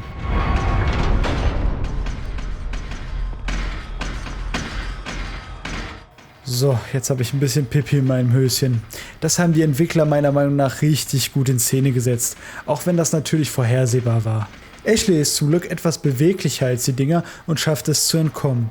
Ich habe mich ernsthaft gefragt, wie diese Ritterrüstungen überhaupt in die Las Plagas Geschichte von dem Spiel passen, aber das wird später tatsächlich erklärt. Der Wiedervereinigung unserer Protagonisten steht aber nichts mehr im Wege. Leon! Ashley! You did good. I'm sorry if I was... Oh, don't worry about it. Come on, let's move on. Salazar und Leon haben auch wieder einen telefonischen Schlagabtausch. Irgendwie reden die beiden ständig in Theatermetaphern. Sollte vielleicht das übergreifende Thema der Burg ein Theaterstück sein? Wenn ja, ist das, um ehrlich zu sein, nicht bei mir angekommen. Mit Ashley im Schlepptau können wir nun einen Raum auf dem Balkon öffnen. Hier finden wir unter anderem die Broken Butterfly Magnum. Ich liebe diesen Revolver, deswegen habe ich diesen auch zum Ende hin komplett abgegradet. Der nächste Burgabschnitt wird ein bisschen crazy. Leon sagt Ashley so: Warte hier, ich muss was erledigen. steigt dann auf dieses komplett unsichere Ding, das über ein Lavabecken rollt und kämpft dann in einem Raum voller Lava und Drachenstatuen gegen Kultisten. Ich meine, geiles Level, aber obwohl ich noch nicht in vielen spanischen Burgen war, bin ich mir sicher, dass das keine Serienausstattung sein kann. Hier findet Leon das letzte Stück des Wandornaments der Eingangshalle. Zum Glück gab es anscheinend mit dem Lavabecken-Upgrade der Burg eine Achterbahn inklusive und wir kommen direkt wieder an den Anfang zurück. Nachdem wir das Ornament vervollständigt haben, fährt die Mauer hoch und unsere Protagonisten nehmen eine weitere Achterbahn. Im nächsten Bereich treffen wir wieder auf kämpfende Rüstungen und hier wird enthüllt, dass die Rüstungen ebenfalls von Plagas Parasiten bewohnt werden. Ziel hier ist es, einen von 2 Cajun zu finden.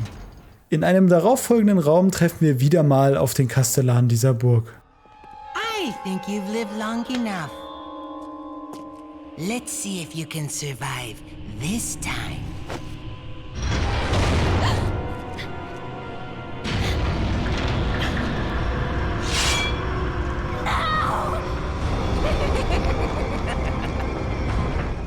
Was ein Glück, dass der Schwachpunkt der Stacheldecke auch direkt rot aufleuchtet und von außen zerstört werden kann. Fast waren wir ein Leon Ashley Sandwich.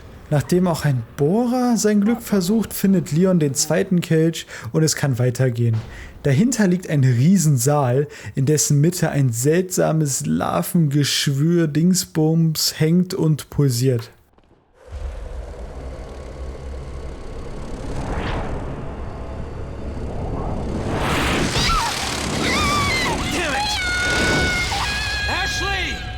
Da Leon der schlechteste Aufpasser ever ist, wird Ashley mal wieder entführt. Als Rache habe ich die gesamte Kolonie hier ausgelöscht. Salazar ruft mal wieder an, um zu provozieren, aber Leon würde natürlich niemals darauf anspringen. Und hey, es wird mal wieder das Fernglas benutzt, doch mehr als ich anfangs dachte. Was jetzt folgt, ist eigentlich nur kämpfen, kämpfen und noch mehr kämpfen.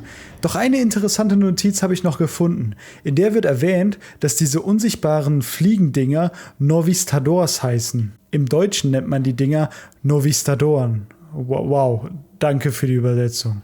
Laut dem Resident Evil Wiki soll der Name wohl so etwas wie die Ungesehenen heißen. Gut, da hätten wir jetzt auch selber drauf kommen können. Nach diesem Uhrenturm erreichen wir eine kleine Eingangshalle und unser Willkommenskomitee besteht aus ganzen 2 Wolverines. Die Wolverines heißen eigentlich übrigens Garadors. Was heißt das jetzt übersetzt? Der mit der Klaue? Oh, so heißen die ja wirklich. Hier hatte ich auch dann die erste Chance, mich mit meiner neuen Magnum auszutoben. Nach den Clown Boys konfrontieren wir wieder mal den Besitzer des Hauses. Ashley.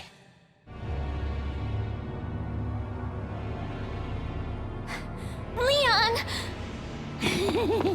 Mr. Kennedy, don't you know when it's time to throw in the towel?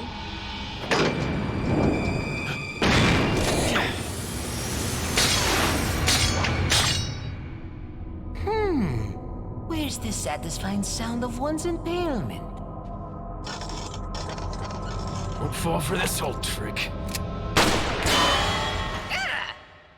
How dare you! No more games! Kill him! Kill! Quickly! We shall prepare for the ritual! Leon, you're alive. Ja klar, natürlich hat Leon einfach casual diesen Spionhaken dabei. Wieso auch nicht? Wir haben Glück, dass der Händler den allerersten Kurs in BWL verpennt hat, denn er schien diese Grube für eine super Verkaufsstätte zu halten. Jetzt folgt der nächste Bossfight gegen eines der Predator-Wachen Salazars. Leider muss ich verkünden, dass dies in meinen Augen ein reiner Gimmick-Fight ist. Versteht mich nicht falsch, das Ding sieht echt cool und gruselig aus und ich war sehr nervös im Kampf. Wenn man diesen Fight aber auf das Wesentliche begrenzt, muss Leon lediglich diese Gaskanister umschmeißen und dann auf den Predator schießen. Das ein paar Mal hin und her und puff, Kampf geschafft und Leon kann mit dem Fahrstuhl aus dem Keller flüchten. It seems that Salazar is having difficulty taming the American pig. Salazar had his chance. Krauser, go get the girl. Oh, and dispose of the swine while you're at it. Consider it done.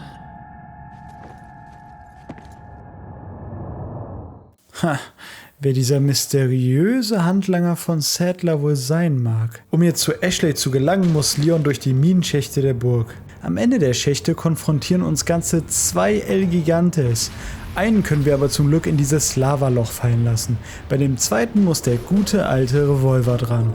Nachdem Leon die beiden Stooges erledigt hat, muss er wieder an ein paar Novistadors vorbei. Blind umherschießen ist für mich allerdings absolut gar kein Problem und so schaffen wir dieses Level auch recht schnell. An der Oberfläche wieder angekommen, erhalten wir einen Brief von Ada, der uns nochmal darüber informiert, dass unsere Zeit abläuft und Ashleys und Leons Schicksal besiegelt ist, sobald das injizierte Plagas-Ei geschlüpft ist. Ach ja, bevor ich es vergesse, mittlerweile habe ich mir auch schon wieder eine neue Shotgun zugelegt. Diesmal die Striker Shotgun, die mit einem riesigen Trommelmagazin und sehr guter Feuergeschwindigkeit daherkommt. In der Resident Evil Speedrun Community hat die Striker bereits Legendenstatus erreicht. Mithilfe des Zielens der Waffe kann nämlich ein Glitch ausgelöst werden, der Leon etwas schneller laufen lässt. Ist jetzt für uns nicht weiter relevant, aber nur coole Nebeninformation. Um voranzukommen, muss Leon wieder in die Minen hinabsteigen. Diesmal allerdings in einer recht coolen Minenwagensequenz. Wenn man es schafft, schnell genug die Gegner abzuschießen, kann man fast jeden Ganados davon abhalten, in den Wagen zu springen. Das ganze Level bringt Abwechslung rein und ist auch nicht zu lange. Also es wird zum Glück nicht irgendwie anstrengend oder so. Nachdem Leon das auch geschafft hat, kommen wir zur Salazar-Statue. Kleiner Mann, ganz großes Ego. Sobald wir die Statue aktivieren, folgt wieder eine QTE-Sequenz.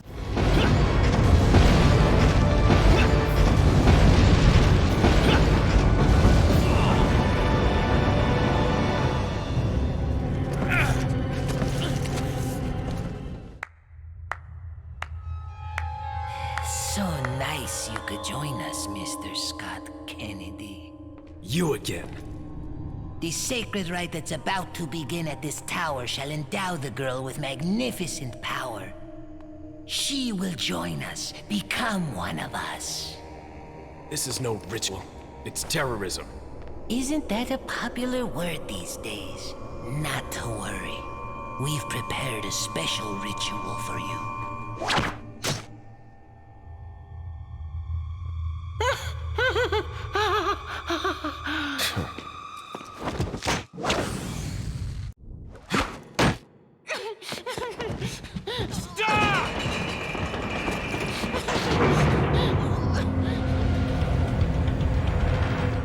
Anhand der irgendwie fehlplatzierten Bemerkungen bezüglich Terrorismus merkt man definitiv, in welchen Jahren das Spiel entwickelt wurde. Leon muss sich jetzt den gesamten Turm hochkämpfen, um sich Salazar zu stellen. Oben erwartet uns dann noch der Händler, bevor wir uns dem Kastellan entgegenstellen können.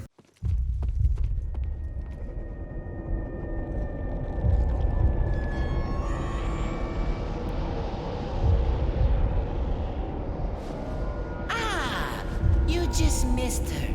The ritual is over. She left with my men to an island. What?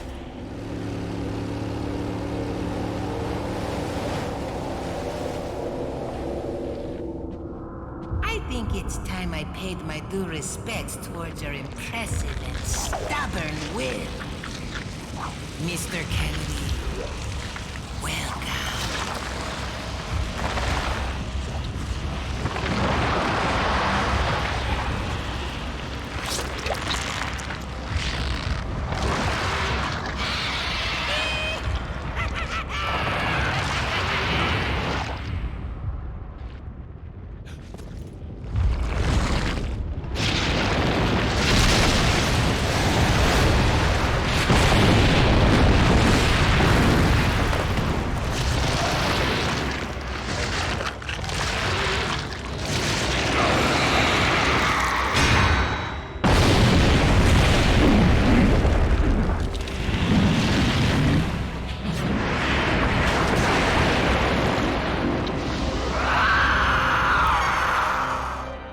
Monsters. Guess after this, there'll be one less to worry about. Ha, der Dude schien definitiv nicht mit der Transformation einverstanden zu sein. Dank des Raketenwerfers lässt sich der Kampf ziemlich schnell beenden.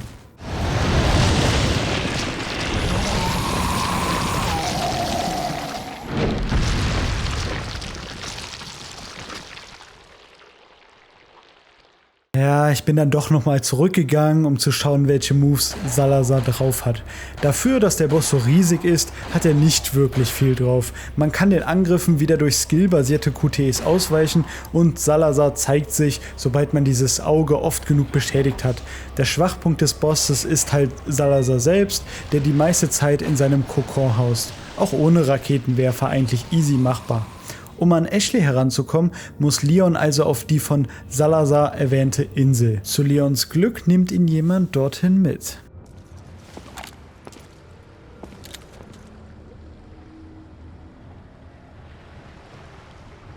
Need a ride, handsome? Okay.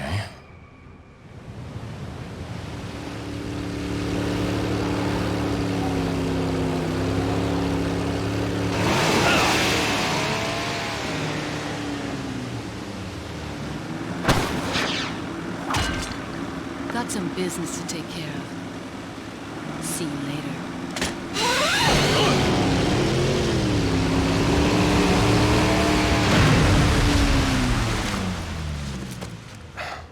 Women. Sobald Leon auf der Insel ankommt, tauschen er und Lord Sattler noch ein paar nette Worte aus. Salazar's dead. Yes, it seems that way. Bevor Leon sich dann auf den Weg macht. Auf der Insel erwarten uns noch fortgeschrittenere Ganados. Es verändert sich auch wieder das Aussehen, die Rüstung und die Waffen. Der dauerhafte Miniboss auf der Insel ist einfach ein Typ mit Gatling Gun. Im Dorf waren es ja noch die Kettensägen-Ganados und in der Burg die Wolverines. Spätestens ab diesem Level wurde Resident Evil von Survival Horror hin zu Action Horror transformiert, wobei das Horror nur noch Bestandteil von einzelnen Szenarien ist und nicht das ganze Spiel umfasst. Durch viele Bereiche der Insel muss Leon sich jetzt erstmal mit roher Gewalt durchkämpfen, bis wir in einer Art Bunkerfestung ankommen und herausfinden, wo Ashley gefangen gehalten wird. Ashley.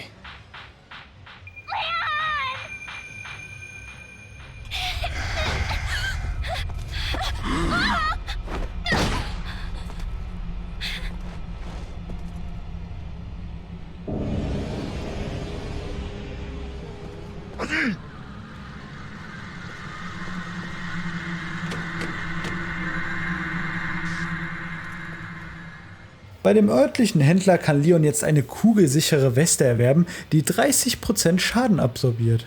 Diese Weste trägt Leon dann auch wirklich, was ein schöner visueller Touch ist. Die Entwickler wurden auch ein wenig kreativ mit den Gegner-Encounters. Hier zum Beispiel muss man immer erwarten, bis das Tor hochgeht, um dann die Dynamitstangen abzuschießen. In diesem Bunker befindet sich auch eine ziemlich große Laboreinrichtung. Hier hat wahrscheinlich Luis mit Sattler an den Las Plagas geforscht. Hier finden wir eine weitere Notiz von Luis, in der er beschreibt, dass durch die Plagas grässliche Monster namens Regeneradores erschaffen wurden. Diese Kreaturen können sich wohl rapide selber heilen und sind nur verwundbar, wenn man auf ihre Plagas schießt. Leider sind diese Plagas wohl nicht mit dem bloßen Auge erkennbar.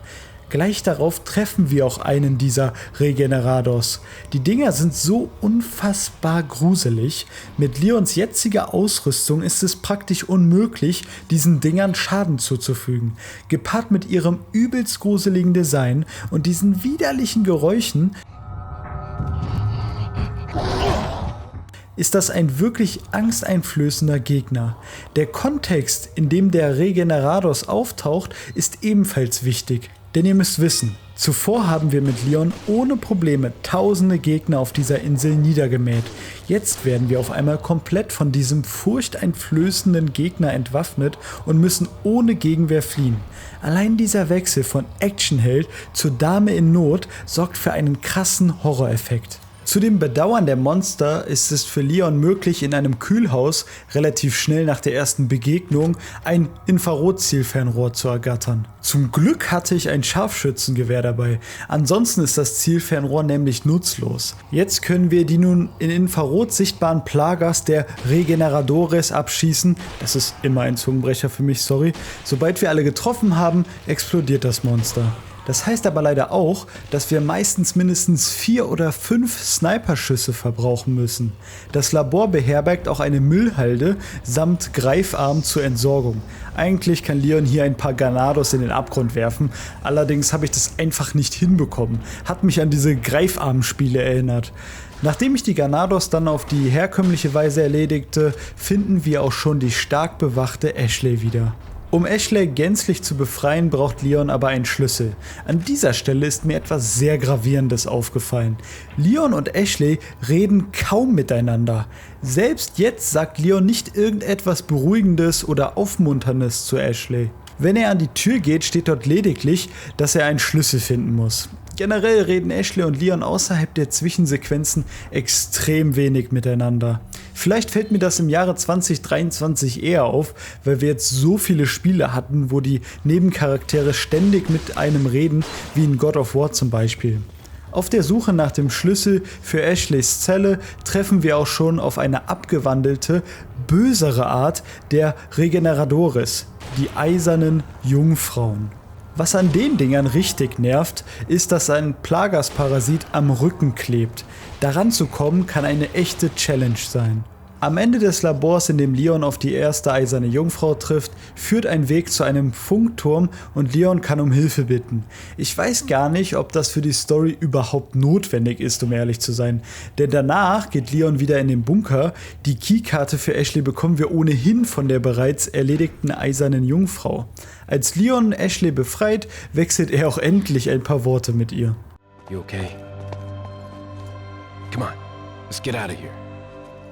Ein netter Brief von Ada weist nun unsere Protagonisten darauf hin, dass wir über die Müllentsorgung abhauen können. Nichts leichter als das. Are you out of your mind? I knew you'd be fine if you landed on your butt. You... What is this? Come on, let's go. Hätte mir keinen schlimmeren Platz für Ashley zum Landen ausdenken können. In dem Müllentsorgungsbereich muss Leon jetzt gegen mehrere eiserne Jungfrauen kämpfen, die ihn einkesseln wollen. Durch den etwas größeren Platz hier unten ist es aber um einiges einfacher, an den Rücken der Viecher heranzukommen. Diese Militärfestung hat übrigens auch ein Lavaloch. Vielleicht ist das doch Serie. Naja gut, nach dem Lavaraum finden Leon und Ashley ein geeignetes Fluchtfahrzeug. Diese Spielsequenz ist ähnlich wie das mit dem Minenwagen, nur dass die Kampffläche auf dem Truckbed viel größer ist und man viele Gegner gar nicht davon abhalten kann, darauf zu springen. Wir fahren relativ lange mit diesem Truck, für meine Verhältnisse ein bisschen zu lang. Da fand ich das mit dem Minenwagen ein wenig angenehmer von der Länge her. Nachdem der Truck dann gecrashed ist, geht's weiter. I can feel them growing ever so strongly inside you. Sadler!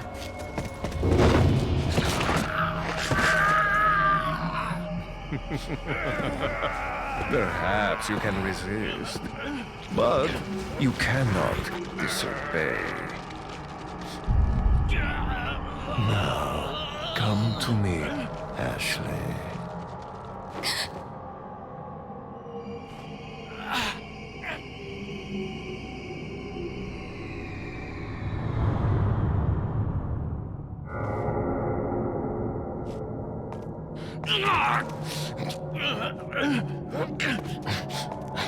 Ashley!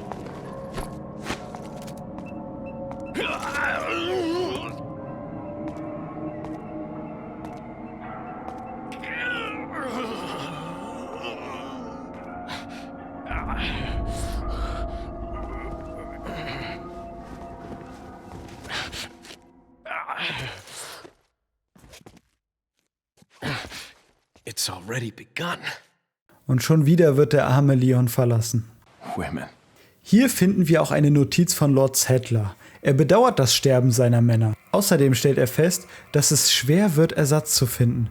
Anscheinend spiegeln die Plagers lediglich das Verhalten des Wirtes wider. Danach erfahren wir wichtige Informationen über Ada. What's the news on our friend Leon? He's not making it easy. The sample? Sadler's got it. It seems he sniffed out our little game. Perfect. Just so we understand each other clearly, I don't trust you, nor does Wesker. If you try to do anything clever, I will kill you. Is that so? You know, I met Wesker long before you. We'll see soon enough if you did. Yeah, we'll see.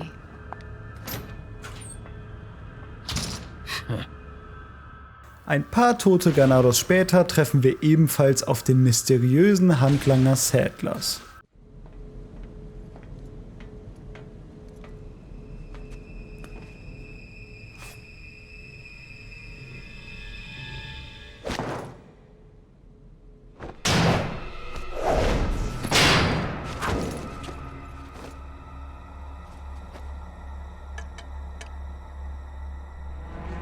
Been a long time, comrade. Krauser. Ja, hey, Krauser, genau. Wir kennen dich auf jeden Fall. Ich dachte, ich stoppe hier einfach mal kurz und sage euch, wer dieser Dude überhaupt ist. Die Hintergrundgeschichte von ihm wurde nämlich erst in einem Spiel namens Resident Evil The Dark Side Chronicles erklärt, das Ganze 4 Jahre später erschien. Krauser und Leon waren tatsächlich Kameraden, die auch zusammen Einsätze machten. Beide waren zu dieser Zeit bereits Elitesoldaten. In einem Einsatz stellte sich heraus, dass Krauser von der Macht der Zombie-Viren beeindruckt war, während Leon, wie wir wissen, ganz anderer Meinung ist. So, jetzt weiter mit dem legendären Kampf. I died in a crash 2 years ago. Is that what they told you? You're the one who kidnapped Ashley. You got John quick, as expected. After all, you and I both know where we come from.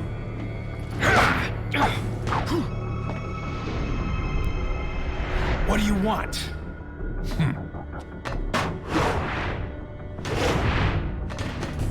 The sample Sadler developed, that's all. Leave Ashley out of this. Oh, I needed her to buy Sadler's trust in me. Like you, I'm American.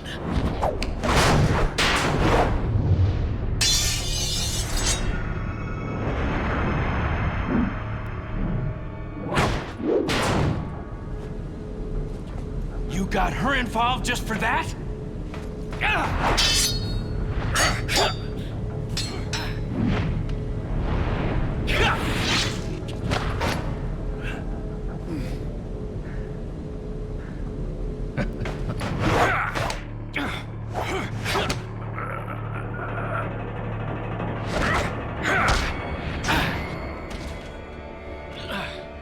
All for Umbrella's sake.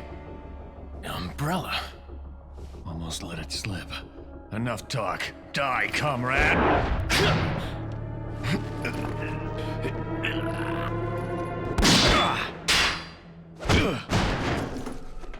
Ada! Well, if it isn't the bitch in the red dress. Looks like we have the upper hand here.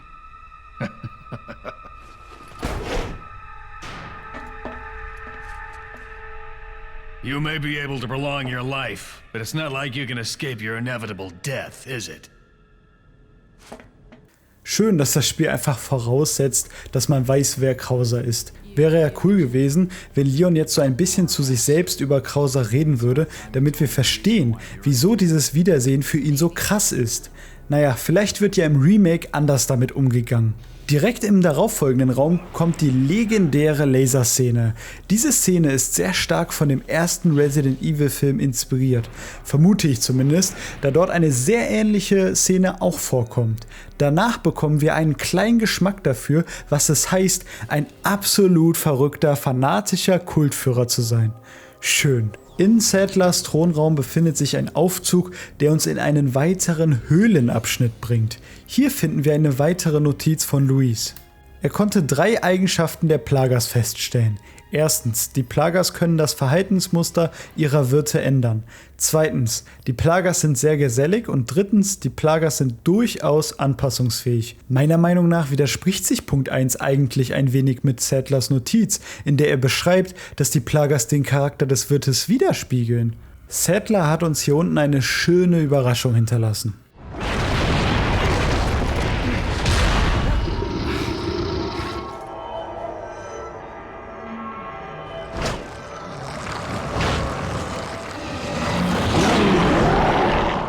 Der Boss heißt U3, wahrscheinlich der Name des Forschungsprojektes, aus dem diese Scheußlichkeit hervorgekommen ist.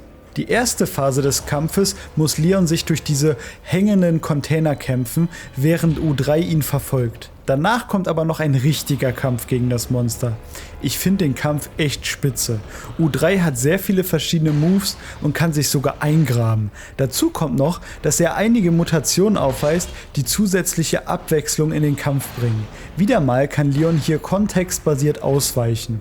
Nach einem harten Kampf kann Leon aber diese Bestie auch bezwingen. Leon steigt danach aus dem Untergrund wieder empor und muss sich durch ein militärisches Außenlager kämpfen. Unter dem Außenlager führt ein Minenschacht, in dem wir eine Notiz von Krauser finden.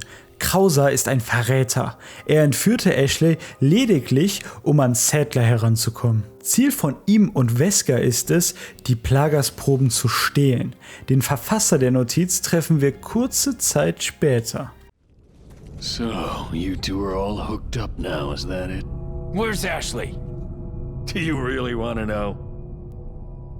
She's beyond that gate. But you'll need 3 insignias to open it. What are you gonna do, Krauser? There's one in the north, and the other in the east. And let me guess, you got the last one. It pretty much means you're on a tight leash. Sounds like you thought this one out pretty well.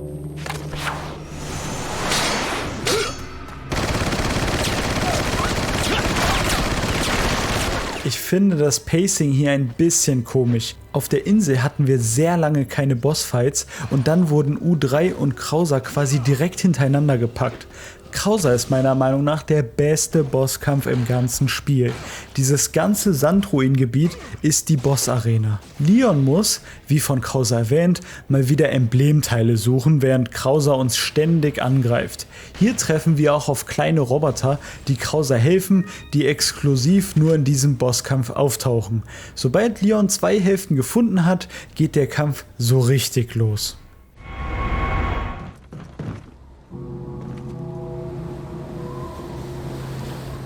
2 down, 1 more to go, Krauser. We'll see about that.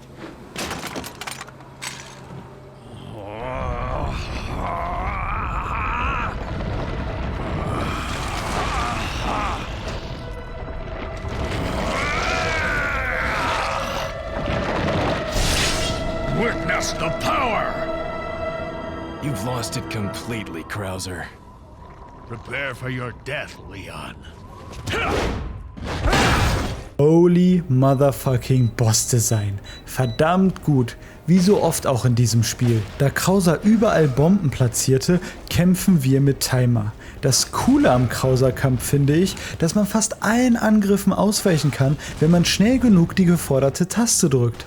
Dies gibt mir das Gefühl, nicht nur wild drauf losballern zu müssen, während ich ständig grünes Kraut schlucke, um Leben zu generieren. Das macht den ganzen Kampf einfach etwas skillbasierter.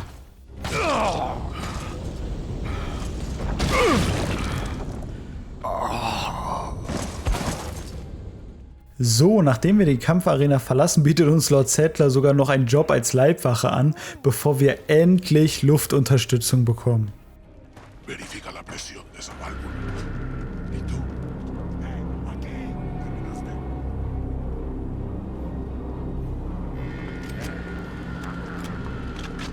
¿Viste algo? No hay problema. Damn.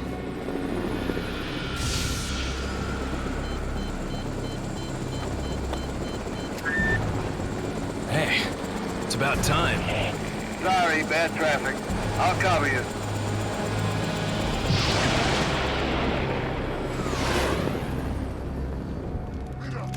a los de pólvora.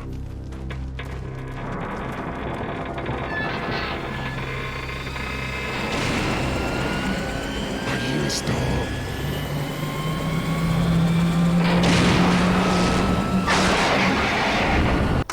Ihr habt das doch gesehen, oder? Der Hubschrauber hat sich einfach herangeschlichen, um diesen Wasserturm umzuschmeißen. Hubschrauber angeschlichen. Ich liebe dich, Resident Evil 4. Was jetzt folgt, ist nochmal Action, Action, Action, in der Leon stark von den Hubschrauberpiloten Mike unterstützt wird. Leider wird auch diese Bromance durch die Ganados letztendlich aufgelöst.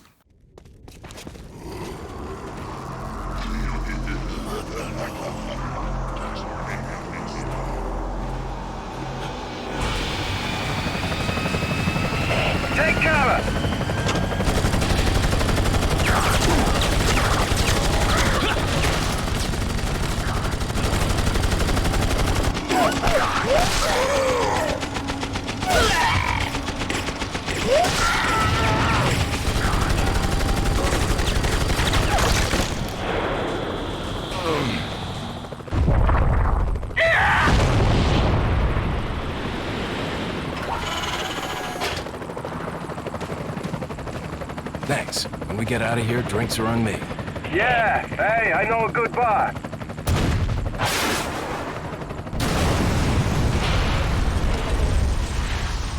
Mike!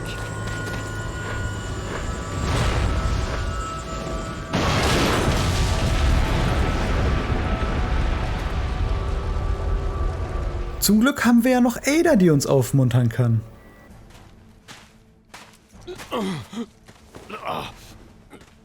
Leon, you okay?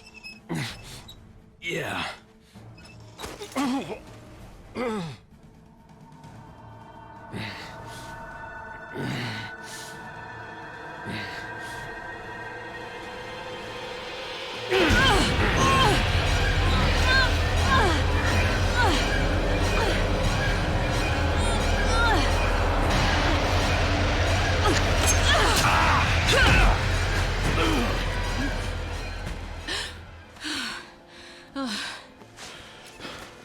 Sorry, Ada.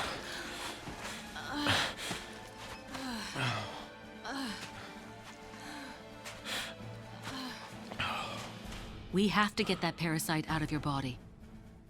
Yeah. But before that, I gotta save Ashley. Fine. Let's split up.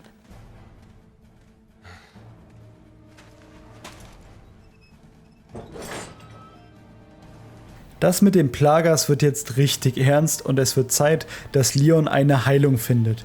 Bevor Leon das aber tun kann, muss er sich nochmal durch einige Levels durchkämpfen. Lord Settler schmeißt uns nochmal jeden Ganados, den er hat, entgegen. Nach wirklich wieder vielen Kämpfen findet Leon endlich Ashley wieder.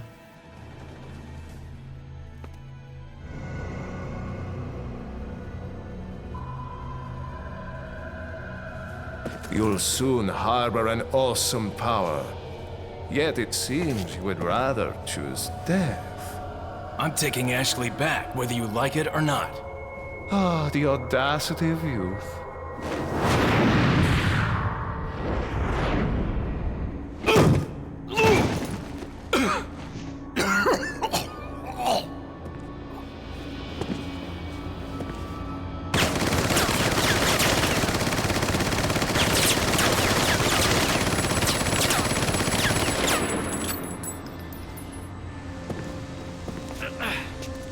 Leon, now!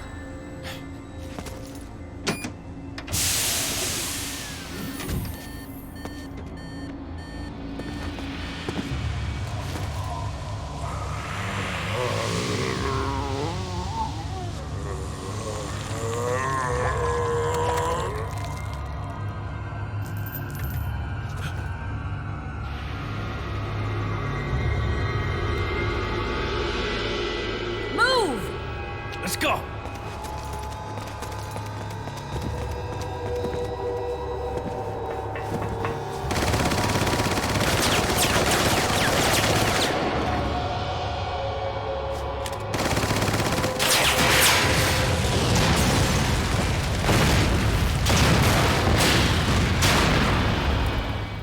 Dank Ada konnten Leon und Ashley entkommen. Ziel unserer Protagonisten ist es jetzt, den Plagas-Parasiten aus ihren Körpern zu entfernen.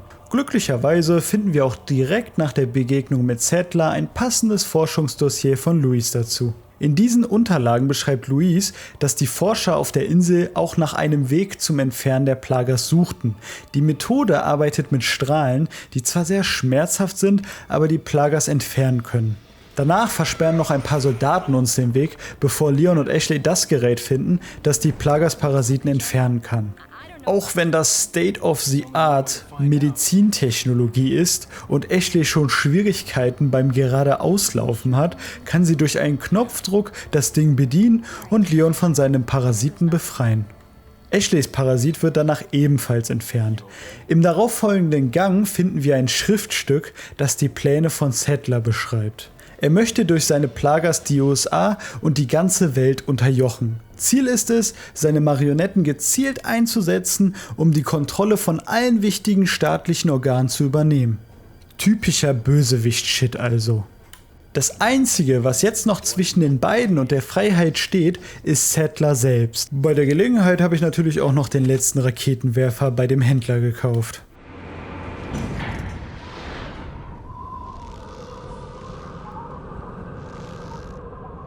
Ada!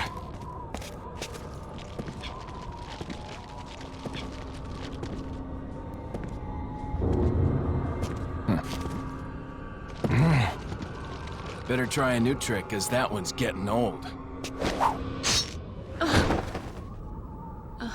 You okay? I've been better. What's so funny? Oh, I think you know. The American prevailing is a cliché that only happens in your Hollywood movies. Oh, Mr. Kennedy, you entertain me. To show my appreciation, I will help you awaken from your world of clichés. Ada, stand back.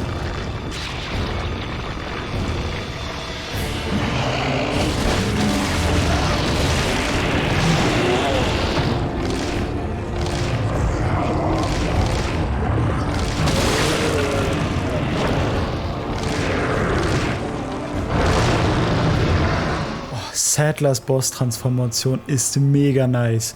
Wir müssen jetzt gegen dieses spinnenartige Etwas kämpfen. Der Kampf erinnert mich so ein bisschen an den U3-Fight, nur dass Sattler ein wenig stärker austeilt und sich nicht eingraben kann. Jedenfalls habe ich das nicht gesehen. Dank des Raketenwerfers können wir den Fight relativ schnell in die zweite Phase bringen. Sobald wir Sattler nämlich genug Schaden zugefügt haben, wirft uns Ada, wie auch damals in Resident Evil 2, einen Raketenwerfer zu. Mithilfe dieses speziellen Raketenwerfers lässt sich der Kampf dann endgültig beenden.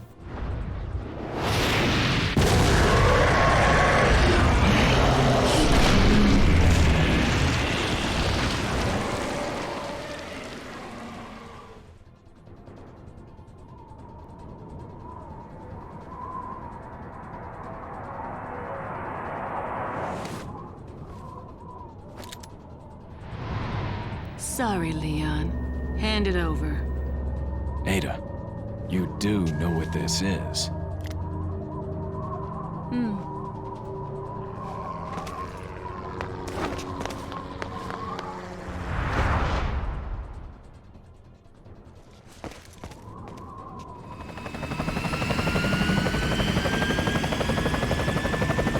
Don't worry.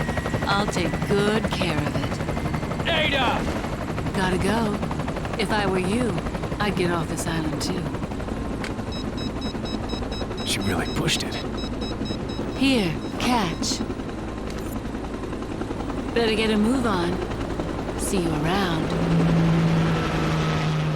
Genau die Szene mit Ada erinnert mich auch nochmal an Resident Evil 2. Dort hat Ada ja auch Leon am Ende verraten und wollte die Probe vom G-Virus. Auf die klassische Raketenwerfer-Szene von eben folgt die klassische Flieh, bevor alles in die Luft geht Sequenz. Leon und Ashley müssen zu einem Jetski fliehen, aber ganz ehrlich, auf dem Weg sind halt noch nicht mal Gegner. Die beiden können einfach sofort einsteigen und losfahren. Es folgt dann noch ein kleines Minispiel, bei dem man aus der Höhle hinausfahren muss.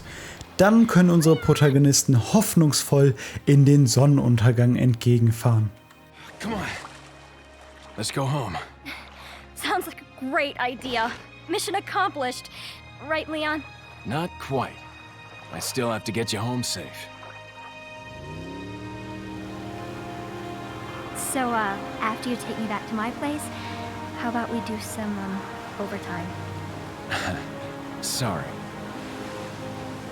Somehow I knew you'd say that, but it doesn't hurt to ask, you know? So, who was that woman anyway? Why do you ask? Come on, tell me. She's like a part of me I can't let go. Let's leave it at that. Mensch, was für ein unfassbar geiles Spiel. Während ich noch ein kleines Fazit ziehe, lasse ich die Credits im Hintergrund laufen. Achtet genau auf die Bilder. Die zeigen, wie das mit der Las Plagas-Infektion damals in dem Dorf anfing. Es gibt viele Aspekte, die Resident Evil 4 von den anderen Teilen unterscheiden, aber ich möchte 2 Dinge nochmal extra ansprechen. Erstens ist die Spiellänge von Resident Evil 4 um einiges länger als bei den Vorgängern. Dabei schafft es das Spiel aber auch durchgehend nicht langweilig zu werden und viele abwechslungsreiche Levels aufzubauen. Allein die ganzen Sublevel des Dorfes, der Burg und der Insel sind sehr unterschiedlich und kreativ gestaltet. Da kann kaum ein Spiel mithalten, selbst fast 20 Jahre später. Der zweite wichtige Punkt ist die Action. Bei der Hauptreihe von Resident Evil sagt man eigentlich schon immer, dass die Teile progressiv actionlastiger wurden. Dabei stellen sich die meisten sicherlich eine Art lineare Entwicklung wie diese hier vor. Dabei ist Resident Evil 4 ein Quantensprung von den Vorgängern entfernt. Auch wenn ich das Gameplay der PS1-Trilogie wirklich liebe, ist Resident Evil 4 vom reinen Spielspaß her einfach um eine ganze Ecke besser. Schreibt mal gerne in die Kommentare, falls ihr das anders seht. So Leute, ich weiß, ich habe schon jeglichen Videolängenrahmen gesprengt, aber ich habe euch ja am Anfang versprochen, auch über die anderen Spielmodis zu sprechen. Fangen wir an mit Separate Ways. Ein DLC, was damals als Dreingabe mit der PlayStation 2 Version erschien. Eigentlich hätte dieser Modus eine Alternative zu dem 2-Szenario-System der früheren Teile sein können. Man merkt an der Story des DLC allerdings, dass die Entwickler definitiv das DLC erst im Nachhinein entwickelten. Es werden eigentlich nur ein paar Lücken in der Story gefüllt. Es wird zum Beispiel gezeigt, dass Ada die Kirchenglocke läutete, die Leon von den Dorfbewohnern im ersten riesigen Kampf rettete. Was cool ist, dass Capcom einige Szenen mit Wesker eingefügt hat. Bei den Plagas gibt es eine dominante und rezessive Form. Die Probe, um die ständig in Resident Evil 4 gekämpft wird, ist die dominante Form, die Wesker eben auch haben möchte. Krauser und Ada arbeiten eigentlich beide für Wesker, aber wie wir wissen, schlägt sich Ada eine Zeit lang auf die Seite von Leon und kämpft aktiv gegen ihren Kollegen. In Separate Ways kämpft Ada gegen Krauser, nachdem Leon ihn eigentlich schon besiegt hat. Leider hat Krauser hier noch nicht mal neue Dialoge bekommen und kämpft eigentlich fast wortlos mit Ada. Naja, der richtige Endboss ist Saddler in seiner normalen Version. Leon kämpft ja nur gegen diese riesen spinnenartige Saddler-Kreatur. Zur eigentlichen Spielweise lässt sich noch Folgendes sagen. Ada ist um einiges flexibler und beweglicher als Leon. Sie hat auch ihre eigenen Moves drauf. Ansonsten hat sie noch eine exklusive Shotgun und eine Armbrustwaffe mit explodierenden Pfeilen. Am Ende des DLCs wird gezeigt, dass Ada anscheinend die Plagas-Proben vertauscht und Wesker nicht die dominante Form bekommt, die er eigentlich wollte. Ada scheint also noch für jemand ganz anderes im Hintergrund zu arbeiten. Zusammenfassend kann man sagen, dass das Separate Ways DLC eine nette Spielerweiterung ist, die noch hätte mehr sein können, hätten die Entwickler das Ada-Szenario von Anfang an in die Story eingebaut. Das Minispiel Assignment Ada ist eigentlich Separate Ways in Light. Wir spielen Ada in einem passenderen Militäroutfit und es müssen 5 Plagas-Proben eingesammelt werden, bevor wir am Ende nochmal gegen Krauser kämpfen müssen. Das erinnerte mich stark an den Fourth Survivor-Modus aus Teil 2. Der Mercenaries-Modus ist dann auch relativ ähnlich aus Teil 3 übernommen worden. Allerdings gibt es diesmal ganz unterschiedliche Charaktere, darunter auch Wesker und Hank, mit denen man die Ganados niedermähen kann. Für jeden, der das Gameplay von Resident Evil 4 liebt, ist der Mercenaries-Modus eine super Erweiterung. Nach der Hauptstory und dem DLC hat mich daran allerdings nicht mehr viel gereizt. Resident Evil 4 hat auch noch einen New Game Plus Modus, für den man einige Waffen in den einzelnen Modi freischalten kann. Mir fehlt diese Vielfalt an Content einfach in modernen Spielen. Das macht mich schon fast traurig. Laut Berichten soll wohl das Remake noch größer sein als Resident Evil 4 ohnehin schon ist. Ich bin mal echt gespannt, wie riesig dieses Spiel dann sein muss. Ich hatte auch überlegt, zu dem Resi 4 Remake eine Remake-Analyse, ähnlich wie bei dem Dead Space Remake zu machen. Schreibt mal in die Kommentare, falls euch das interessieren würde. So oder so bedanke ich mich herzlichst bei dir, wenn du es bis hierhin geschafft hast. Ich bewundere dein unglaubliches Durchhaltevermögen. Ich hoffe, die Länge ist so in Ordnung. Ich möchte mir für diese alten Klassiker eben die Zeit nehmen, die sie auch verdienen. Auch wenn ich damit schon fast Steven Spielberg Konkurrenz mache. Falls du immer noch nicht genug hast, kann ich dir mein Video zu Resident Evil 3 empfehlen. Oder du schaust dir die Remake-Analyse zu Dead Space an. In diesem Stil würde ich dann auch das Resident Evil 4 Remake unter die Lupe nehmen. Vielen Dank fürs Zuschauen. Bis zum nächsten Mal.